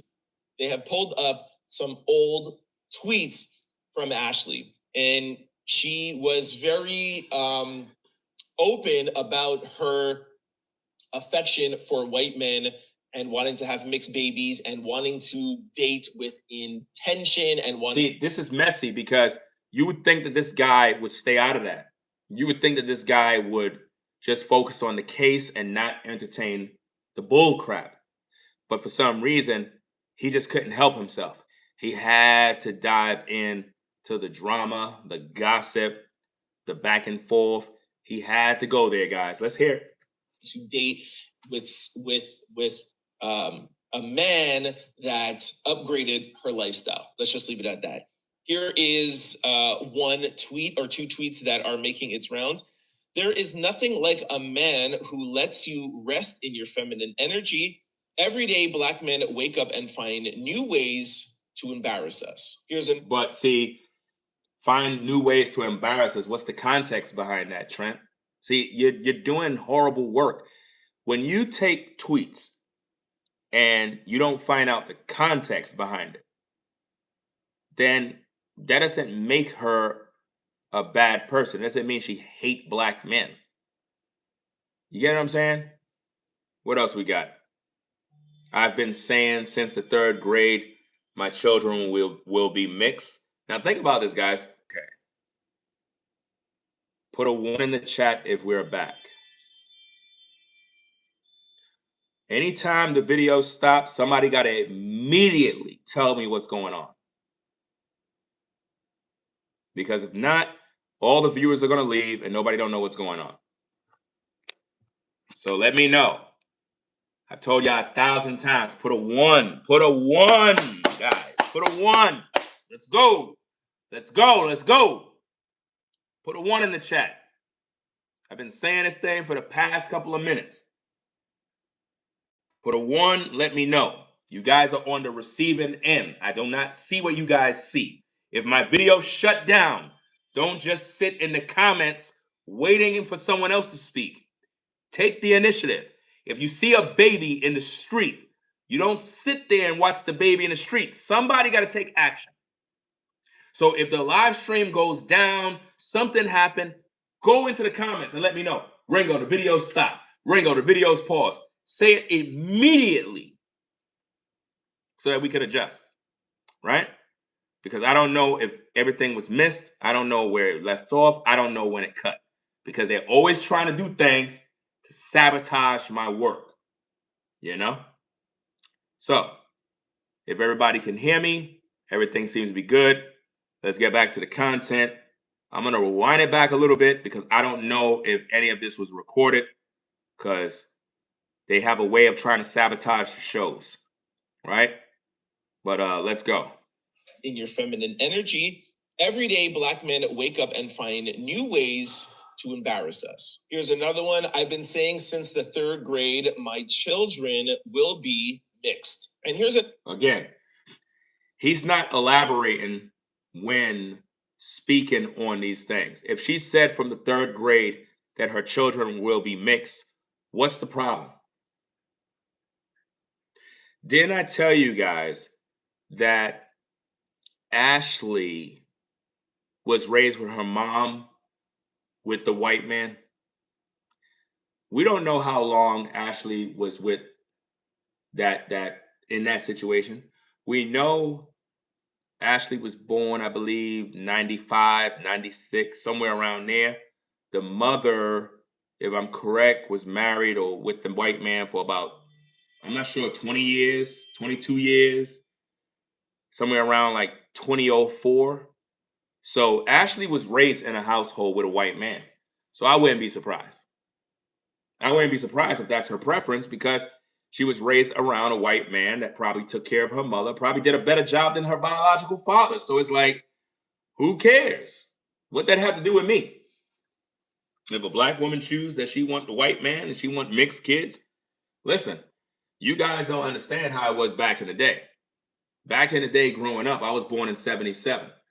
Back in the days growing up, believe it or not, back in the day, those of you that know, you know, a lot of Black women, believe it or not, the ones that got pregnant, they were trying to get with either a Hispanic brother because they wanted hair. They wanted the baby to have hair like the Puerto Rican dude.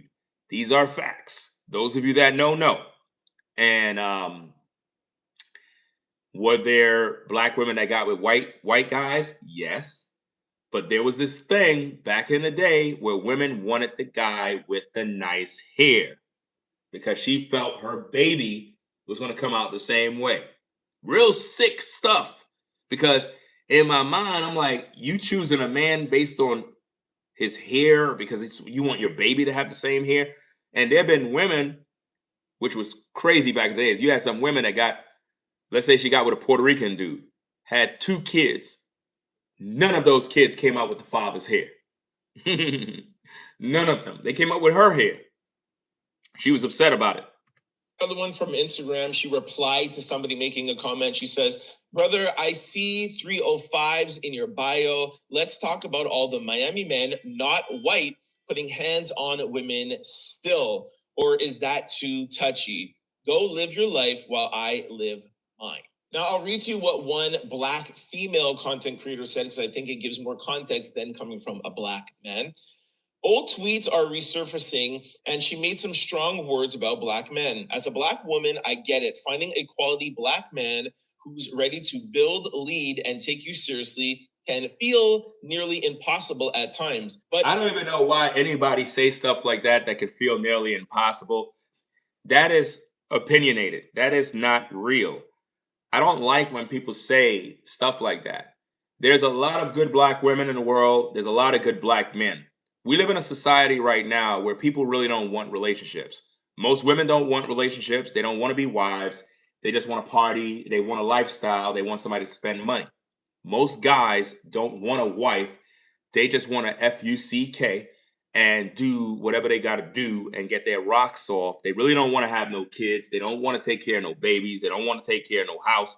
They don't want to take care of no woman. So we live in a real messed up society right now where the sexes are literally not interested in any long-term successful relationships. And a lot of this is due to past trauma, due to heartbreak, old relationships where they had hurts and pains, baby daddy issues, baby mama issues. And, in some instances, sometimes a past relationship can affect a new relationship where you're just not as anticipating getting with somebody because you've been burned in the past. So it's like, you know what? I'm not going to rush to get with this person. I'm just going to kind of chill a little bit. So I don't like when people say like it's nearly impossible to find a good man. Most women don't want a good man. Most men don't want a good woman. You know what I'm saying? Most men choose the bad woman, the bad girl, the freak girl, the 304, as they would normally say, the woman that's around the block, the Instagram model, the OnlyFans model. Most men choose the woman that they know they don't supposed to be with because she's the one that's more exciting. Women normally choose the bad boy, the man that's abusive, the guy that have 30 women, the guy that is not trying to commit, the guy that already told her he don't want to be married, he don't want no kids, he just want to sleep around. But she still give him the time of day because she think that her cooch is going to win this man over and he's going to wife her up. That's the world we live in, guys. So it's not that there's no good women or it's not that there's no good men. They're out there. The problem is the dating game is messed up because of social media. And people don't interact with people no more. We're afraid of one another now. And everything is all out of whack. Women believe that men are supposed to just want to get to know them and like them for them. And I keep telling ladies, men are attracted to women because they want to sleep with them. Period. I don't care how you feel about that. It's the truth. Your daddy didn't get with your mama because she went to church. Your daddy saw your mama in that dress, and when he saw that dress, it turned him on. And women forgot about that. Women forgot about attraction. Men are attracted to you. Now, as a woman, it's how you carry yourself. If you carry yourself like a 304, if you carry yourself as an easy woman, you're going to attract men that's going to only want to see you just for that. Yes, a man's supposed to be attracted to you, but at the same time, he should want to get to know you and respect you at the same time. I got 4 daughters. I understand that they got to grow up and be women in the world. A guy got to be attracted to them in order to approach them. But at the same time, how that woman or how my girls portray themselves, carry themselves is going to determine if a man is going to respect her enough, not only be attracted, which is normal. That is how we all got here. That is just the way life is. That's how God created the system. But a man is supposed to want to get to know you and then make you his wife and have a family with you. That is the normal order of how things are supposed to go. How did we get to where we are today, where no one cares and the dating game is ruined? Man, it's social media. Social media ruined everything. There was a time when women appreciated compliments. There was a time when you could go out and buy a hero sandwich, and that was a date. You go to a park and you and a young lady shared a hero sandwich, and y'all sit there. She give you a tomato, and you had half of her sandwich, and y'all enjoyed yourselves, and it was perfect. Now you got to make 6 figures. You got to have a nice car. You got to have this. You got to have that. You got to be 6 foot tall. None of that stuff mattered. Back in the days, women dated short guys, small guys, fat guys. Women didn't care about none of that dumb, superficial garbage. It was all based on how you were and how you treated a woman. And now today, everything is all out of whack. You get what I'm saying? So when we're looking at these old tweets with Ashlee, I don't even see these things as a problem. I don't see the problem. What's the problem? There's no problem. Who cares? Impossible? No. You just have to wade through a few before you find him. If that was her lived experience, that was her lived experience. But here's the thing, the bigger conversation isn't the tweets, it's the mental health piece. This woman was a lifestyle influencer selling luxury happiness, and yet, if this is true, none of that was real. That's what we need to be talking about. Now, with that last bit of information, let me kind of talk about that a little bit before we continue. In regards to the whole lifestyle thing for happiness, there's truth to that. A lot of people on social media don't understand this part of social media. This is the part where people might get mad with me and whatnot. It is what it is. Get mad. A lot of times, a lot of these influencers that you guys follow, they are portraying a lifestyle that they're not really living. And sometimes it gets to the point where they do it so much so you believe it and it's not real. And it's a lot of times they're not as happy as you think. And don't get me wrong, I'm not saying that Ashlee wasn't happy. I don't know her personally. My point is the last comment that came from that person, there's a lot of truth to that. A lot of people are on social media portraying a lifestyle that they don't live. They're performing. It's all a facade where they act like they're glamorous. They act like they live in a luxury house. And I've seen people act and act and act, and then they got exposed, and it was all a lie. So you don't want to get caught up in that, guys. People that are really living a certain lifestyle, they don't even want you to know. You get what I'm saying? It's all private. They don't want you to know. Who wants everybody to know how they live? Who? Who wants to take you when they're going and buy a luxury car? I got to show you all of this. Who does that? If you got money, why you got to make videos showing you counting all your money, making big purchases? Why you got to show me that? Why you got to let the world know every little detail about your life? Like what sense does that make? That's not a person that's truly living it, guys. It's fake. Not saying that her life was fake, because I don't know. But what I do know is a lot of those images is AI. I do know that. I do know that. At the same time, something happened to Ashlee. Something happened. Was Ashlee a gold digger? I don't think so. Because before Joe, she was already doing what she was doing. She was already doing what she was doing before Joe came in. She believed she hit the jackpot with Joe. She really did. She believed that she hit the jackpot.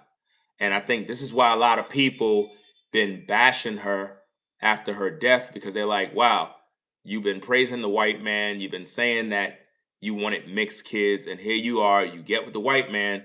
Now look what happened to you. You know what I'm saying? So it's almost like they're victim shaming. And I think that that's wrong, because it's not like she knew she was going to die. You know what I'm saying? She didn't know that. She trusted Joe. Problem is, Joe didn't really love her. At least that's what I believe. Joe never loved Ashlee. Just by his actions after her death, I don't believe that he ever loved that woman. I don't believe he did. Let's get back to the content. Hit the like button, guys. Let's go. I like that statement. I feel like she gave Ashlee grace. She understood where she could have been coming from if she had tried to date a couple of black men and found it hard. I also like that she said, listen, it is hard out here, but it's not impossible. I really loved how she changed the conversation to things that I have spoken about a bunch of times on this channel, whereas it's not what it seems. These influencers, the IG baddies, the cars or whatever, I always tell y'all, the ones who are showing it off are the ones who do not have it. I already been told everybody that. I've been told everybody that, man. I don't like everybody knowing everything about me. I really don't. And a lot of times people that are showing you everything, it's fake. Fake bags, fake designer, fake trips. Everything is fake. A person who really travels, They travel and nobody don't even know. Most people that are really out there doing their thing don't even have a social media. They don't even have a social media, guys. They don't. They're enjoying their life. They travel, they see the world, they shop, but nobody don't know because they don't want everybody in their business. So when you see people on social media living this glamour lifestyle, that's just content. Not saying that certain people don't got it like that. Don't misconstrue what I'm saying. I'm not saying that everything that Ashlee did was fake. That's not what I'm saying. What I'm saying is, again, you have to always look deeper because anytime people are showing it, it's like you see some of these influencers, man. Every time they're at a dinner, they're showing you the dinner. And it makes it seem like this is happening every day. Like they're at these restaurants every day. You see them at the steakhouse. You see them eating lobster and this and that. Not that I eat any damn lobster or shrimp. I don't eat that garbage. But my point is, I eat steak. Oh, yeah. But they take these photos, and because they're still images and they have so many of them on their page, it just looked like, man, this person is really popping, man. Man, Ashlee really living it, bro. She taking trips. She's in Zanzibar. She's over here. Designer clothes. Man, she eating good dinners and luxury hotels. It looks like this person is just having a ball. But in most cases, they set up the photo shoot.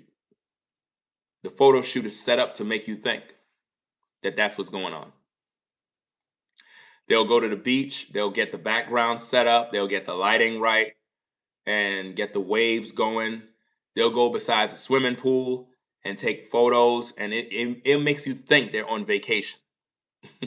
They're not on vacation. Sometimes that's a neighborhood pool at their house where they live. Be a neighborhood pool, and they'll set up the chair. They'll put on the glasses. They'll have a drink in their hand, and they get the right angle, and they'll be like this. And you think they're on vacation in some resort somewhere. The power of photography. You'll make yourself look like you're anywhere. And with AI, you can take a folding chair, sit in it, take a regular boring photo of yourself, throw that into AI. AI will put a background, add new elements, fix it all up. Before you know it, you got the best photo. Come on now. Not saying that's what Ashlee did, you know. Maybe some of her photos are real. All those videos and like the latest stuff, I don't believe none of that stuff. I appreciate the comment. Let me see. It says, is that Romani? Ramon? Is that Ramoma? I'm not sure if I'm pronouncing your name wrong. My bad if I haven't. It says you're the only one who is really fighting for Ashlee's justice. Appreciate the comment. Yeah, man. So I don't know, guys. Like this situation,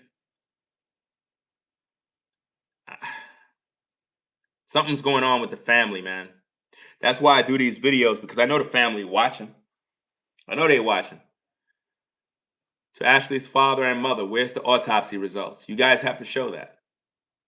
If you guys don't show that autopsy results, red flags, red flags, red flags. Why aren't you fighting for the autopsy results in Zanzibar? Where is it? How come? Where's her phone? Joe is back in the United States. Where's Ashlee's phone? Where's her personal belongings? Her luggage. So all of that goes into the garbage? No. A family is supposed to want her personal belongings. Yeah, no? That's right. Cell phone, luggage. You know she went to Zanzibar. She had multiple outfits, changes of clothing. All her clothing need to be returned to the family. Not only that, Joe supposed to be making arrangements with the family to get all of her personal belongings that's at his house. That's supposed to be returned to the family. How come the family is not making arrangements to acquire all of Ashlee's personal belongings from Joe's house? If Ashlee lived with him, then those personal belongings, rightfully so, should go back to the family. That's right. Who cares about an engagement ring? You know, because they didn't get married. But at the end of the day, her personal belongings supposed to go back to the family. And we need that cell phone. We need the cell phone, guys. And I feel bad for Ashlee. I feel bad for Ashlee's parents.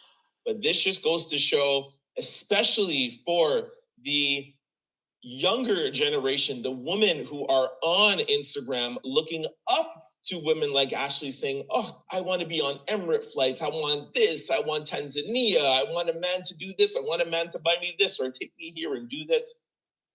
It's not all it's cracked up to be. And I agree with that.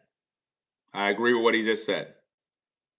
And this is why with young ladies, again, I'm a father of 4 girls. So I'm always preaching to them about these type of things. A lot of the stuff you see on social media, it's not true.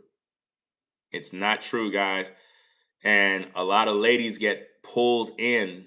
Then you become insecure because of how you look and what this girl have on social media, and she look like she's living this great life, and you're not, and now you feel bad, and you're wondering, well, why your family don't got that, and why you don't have this. Man, I tell you, social media, man, can become the devil, and it got women literally losing their minds trying to keep up with an image that is not even true. And it doesn't seem like Ashlee ended up in the happy place that she promoted herself to be in. Let's just leave it at that. All right. That is it. That's all I have for you for today. Of course, we'll probably be back tomorrow because this story is fast developing. I hope. That's pretty much all there. I don't think there's anything else. Let me see. We got about a few more minutes. Let me see. The U.S. government gets involved. And a lot of you yesterday said, do you think the Trump administration is going to try to put pressure on a black man potentially doing something to a white man potentially doing something to a black woman? I don't know. I'm hopeful, okay? Shout out to Cardi B. Shout out to the influencer. Shout out to CBS, ABC for shedding light on this in the past 24 hours. Most importantly, shout out to our community, the content creator community, social media, that we have brought this to light. But you mean I brought this to light? You ain't shout me out. Come on, man. Stop it. I do not think that we should rest until Joe or... But you guys are resting right now. You haven't been on in about 3, 4, 5 days, man. 3, 4, 5 days with no updates. Nothing. You and Fumi. And all the rest of the gang that y'all have. Y'all haven't been on. Y'all haven't been on to shed no light. What happened to all of y'all sources in Africa? The people that y'all said y'all were talking to, where that went? All of that was fake news, man. These guys all claiming they got sources. Before Joe McCann, matter of fact, a day before TMZ dropped the bombshell that Zanzibar pretty much released Joe McCann to come back to the United States, this man said he got a source and they know where Joe McCann is right now. But he said he's not going to tell you where Joe is. And then the next day, TMZ said Joe is on his way back to the United States. These folks don't know nothing, man. They make up stuff as they go. He don't have no clue where Joe was. Joe was still in Africa the whole time. So even though the family didn't invite Joe to the funeral, he couldn't have come to the funeral even if he wanted to, because he didn't have clearance to come to the United States. But they did that play to make all of us look at it like Joe was willfully avoiding the funeral, when the truth is he couldn't even make the funeral if he wanted to. And I believe that Joe unalived Ashlee. But something's going on with that family, guys. Something is going on with Ashlee's family, and we need answers. Ashlee's family need to go on a talk show. They need to do an interview with the news media, because as of right now, Ashlee's family is killing the story. They are not getting justice for Ashlee. They are literally sabotaging this investigation by not being active and not being persistent. They're making the story die. And when the story dies from the family side, then you could just forget about it, man. It'll go down in history that Ashlee's family, they didn't fight for her justice. They didn't fight for her justice, guys. Whoever is involved in this is brought to justice. All right. Let me know what you guys think about this in the comments. So that's about it, guys. We're gonna pretty much get up on out of here. Do what we got to do. Appreciate everybody stopping by. Everybody that support the shows. Everybody that come through. Hit the like button. Be sure to hit the like button, guys, before you head on out and whatnot. If you're on the road, you know what I'm saying, you driving, be safe out there, guys. Be safe when you out there on them streets. Be safe. Very, very important. Appreciate y'all for coming through. I was supposed to come on at 10. I'm going to try to make it at 10 p.m. to come on. I got other shows that I got to get into, trying to get back into my flow and whatnot. I'm very busy behind the scenes, but I still try to bring these updates and get you guys on the right path with the content and whatnot. We need to hear from Ashlee's parents. We need to hear from Joe. It is not over. Joe will have some sort of update. If he have an attorney, there's more that's going on. For all we know, there may be a target on his back where the family is going after him for money. That is what I believe. They want money. Because I haven't heard them saying we want to get Joe arrested. We believe he murdered our daughter. We don't hear anything. And to me, that right there is questionable. That the family is not pushing for Joe to get prosecuted, arrested, charged, investigated. Nothing. We don't hear no stories of them contacting the FBI, giving the FBI all the details, asking the United States government for help in retrieving Ashlee's cell phone, wondering what happened to her personal belongings and how was it that Joe was let go by Zanzibar to enter back in the United States. We don't know what's going on, man. This is a bizarre, strange story. Very, very strange. But until then, guys, keep you posted, keep you in the loop. And y'all be safe out there. Peace and blessings to the mods in the chat. Caramel, Kimmy Kim, Forever Studios. Shout out to all the new subscribers, those of you that rock the platform, those of you that recently subscribed. I appreciate you guys supporting the work that we do over here. It means a lot. Shout out to all my truckers, UPS, FedEx, DHL, United States Parcel Service, Amazon, everybody out there on the 9-to-5 grind that watch my platform. Appreciate your engagement. Without you, we don't got no platform. Without you, we don't got the lights. The lights won't even be on. So y'all go in peace. Have a blessed day. And enjoy your life, man. Enjoy your life. Watch your surroundings. Just know who around you. You know what I'm saying? Like, get to know who around you. If you feel somebody is up to no good, if you have some suspicions that people around you are no good, man, you got to cut them off. Don't keep people around you that your heart is telling you that that person is no good. Cut them off. Cut them off before it's too late. So it is what it is. I'm out of here. Y'all take care. Peace and blessings. We out. Peace.